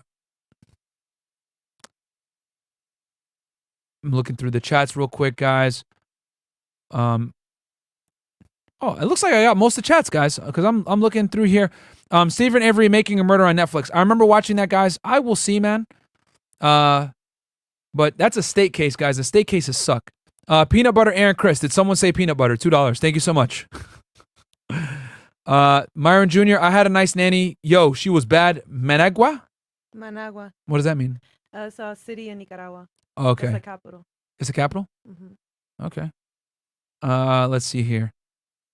And I'm looking through, guys, making sure I don't miss any of these chats. Give me some ones in the chat if you guys really enjoyed today's episode, man. I think this one was better than the Hush Puppy one. Keem chillin', let's go. Pump for tonight. Definitely do. Kwame Kilpatrick. That's $5 from J Reed 313. Isaac J Smooth. Sheesh bro, was worried you weren't gonna. Okay, I read that one. I love this channel from W Alfonso. Did you see that one? Which one? Can you read it for me? Hold on. What? Freeway. Ricky was definitely federal. Dabbled with the CIA. That's why I asked. Snowfall. The series was based on him. Okay, I could do that. $2. Buy one BBL, get one free. I'm a well-known Miami doctor with Groupon deals. I'm good, thanks. Are you looking for a BBL? No, you're not? Okay. No, I don't like that look. Samuel Silver, $5. Anyone who doesn't like fake DDs is either lying or hasn't been with them before. Also, wrench. Oh, Sam, yeah. Sam, comment something right now so I can give you a wrench. Comment something right now, and I got you. Oh, you guys want Epstein. I will give you Epstein as well, guys. Don't worry. The reason why I haven't done Epstein, guys, is because Aisha's supposed to help me with that case. She actually helped me with writing that outline. So I don't want to do it without her here because that one is going to be very extensive, that one. So, okay, there we go, Sam. I'm going to give you a wrench right now, my friend. Why won't it let me go? I'm going to give you that wrench right now. Okay, boom. You got the wrench, bro. Okay, I think I'm caught up on Super Chats, guys. I'll refresh it one more time just to make sure I didn't miss anything with y'all. And guys, thank you so much for the donations. This money will be used to get Denise new boobs. Just kidding. We ain't simps out here. BZS. Well, your doctor did a good job. You don't even really need a new tit job. Not yet. Love show. Can you pull up Google images more often, like images of drugs, IGs, gangs, involved interstate pics, departments, locations, etc.? Yeah, I could do that. I could definitely do that for y'all. Hey, Myron, have you dealt with drugs going into Canada? How much is the markup/period of the drugs? Yes, I have dealt with drugs going into Canada. They go up significantly once they make it into Canada, guys. They go up a lot. And that's $7 from Canada. Thank you so much for that super chat. Marlon is cute and she is pretty. Thank you. Okay. And then Isaac J. Smooth, Denise read that one. So, all right, cool. I think we're caught up, guys. This one was a shorter one. I think we're under 2 hours on this one. What are the likes at, though? Are we at? Let's see what the engagement is like. Guys, we should easily have 2,000 likes on this goddamn video. I gave you guys a lot of heat. Yeah. No one on YouTube gives this much information on how federal cases work in general or drug cases. Guys, we only got 1.4K likes. Come on, man. Like the video. I barely stopped the video to get the likes up. You know what I'm saying? So do me a solid and like the video. All right? It helps a lot. Like the video for her leopard jacket that she took off. Yeah. Yeah. I took off my jacket for you guys. There you go. That's not fair. Like the video, goddammit. Please. You know what I'm saying? Like the video. But anyway, with that said, guys, you got anything you want to tell the people? Why are you looking at me like that? Because I don't know what to say, but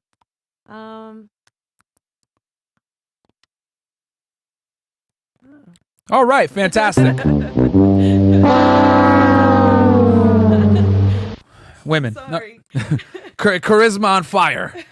Great charisma right there. I was your. You told me I'm your assistant, not this. I'm not good at this. I warned you. I'm very shy. You shy with those tits? Bro, I know you ain't shy with them things. I'm confident with them, but I'm still shy.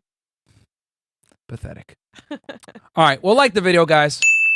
Yo, tomorrow we're gonna have Bandman Kev. We're gonna talk about NFTs and making money on the metaverse, guys.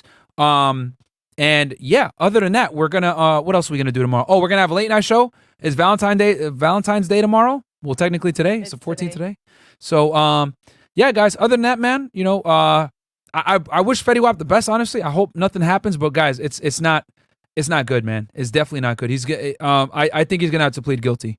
They got a very strong case. They got wiretaps, guys. It's a wrap. What did that one say? Burning Wolf? Which one? The one you just had, the highlighted one? Okay, hold on. Let me go down. Like the video, guys, by the way, while we read this last chat. Still shadow banned on the main channel. It was fun to follow the channel, but seems that it comes to an end. Good luck for future success, though. What? You're shadow banned? I'll talk with Chris, bro.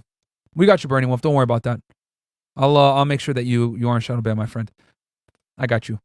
Anything else that I might have missed here? I think you have everything. Okay, in a days. I'm 25, getting my life right, going to school for X-ray tech. Yeah, bro, go ahead. In a days, do your thing, man. Go to school, guys. Go to college if it's gonna benefit you and get you a job. If it ain't gonna get you a job, bro, don't do it. College is a scam. Did you go to college? You, Miss McGee? Well, did I go to college? Did you go to college? I'm a college dropout. You're a college dropout? Yes. Oh, what'd you major in before you dropped out? Stupid. I got my associates in science. I was supposed to become a nurse. But then I just started working on my job, learning a lot about it, putting so much hours into it, dedication, and I just dropped out of college. You said fuck it? I said fuck it, and then I actually really did make it as an administrator there. And then I started doing my side hustle, which was what? Which is medical credentialing. Oh, okay. Yeah. So what I do is on the side, I work for other doctors, helping them with the inspections and contracting. I usually have the hookups for all the Miami-Dade contracts with the medical insurances. So that's what I usually do. Oh, okay. Yeah. All and right. Inspections, like I told you, ACA inspections. So you help the doctors get the licensing to give people boobs and BBLs. Yeah, and I also help people. Oh God. Okay. I also help with HEDIS, which is with. Is that how you found your plastic surgeon? No. Oh, okay. No, I just did research on Real Self. Okay, all right. So you didn't give him his. It's Miami. I don't know. I don't like usually going with people I know too well. Okay, all right. That would. Okay, well that makes sense. That's just me. Hey, I know you really well. I kind of don't want you to put a knife on my boob and. Yeah. Put Like me... I've seen you doing bad things. I don't trust you. I've seen you at the bar doing strange things. I don't want you operating on me. Like I know you self-medicate. I'm good. Yeah, that's I don't true. want to know that part of. Doctors be getting down, bro. They be some really of the. Do. And they act like they have a very high tolerance. They be going crazy. Yeah. Yeah, man. And the nurses, too, everybody. Oh, nurses? There's a reason why Chris always hits that fucking button. You know what I'm saying? Anytime, oh, I'm a nurse. And he's just like. Yeah, but not all nurses. All nurses are amazing people, though. Don't get it twisted. Of course, you got to give the politically correct fucking. They know how to have a good time because, you just see a lot. So you learn to cherish life. It's true. All right, like the fucking video, because that's a grind through that. By the way, guys, no other chats came in. I'm checking now. Okay. Oh, Big Al, get Tommy Soto between those cheeks. Yeah, Tommy Soto, what does that mean? Tommy Sotomayor was on the show the other day with us, and we had this. We try to stay away from race, but it always happens with Tommy. He goes in and he just like starts going in on a bunch of topics that I will not mention on this Fetty channel because this is a show on crime drama, not race drama. But that's a whole other thing. But other than that, guys, love you guys so much, man. Like the video. I hope you guys enjoyed that show. And yeah, man, I'm gonna be back tomorrow. I think we're gonna do the show with Bandman Kev like 5 or 6 p.m. Eastern Standard Time, and then we're gonna do a show with the ladies after hours at 8 p.m. All right. But other than that, guys, thank you so much. I'll catch you guys later. And I gotta hit the outro here. I'll show you guys this little cool outro I got. Shout out to Kaizen Graphics, by the way, for doing this for me, man. Thank you guys. Peace. Like the video. NCIS. Okay. Listen. All right. Let's break this down too. Okay. So NCIS, Army CID, or AKA, guys, these companies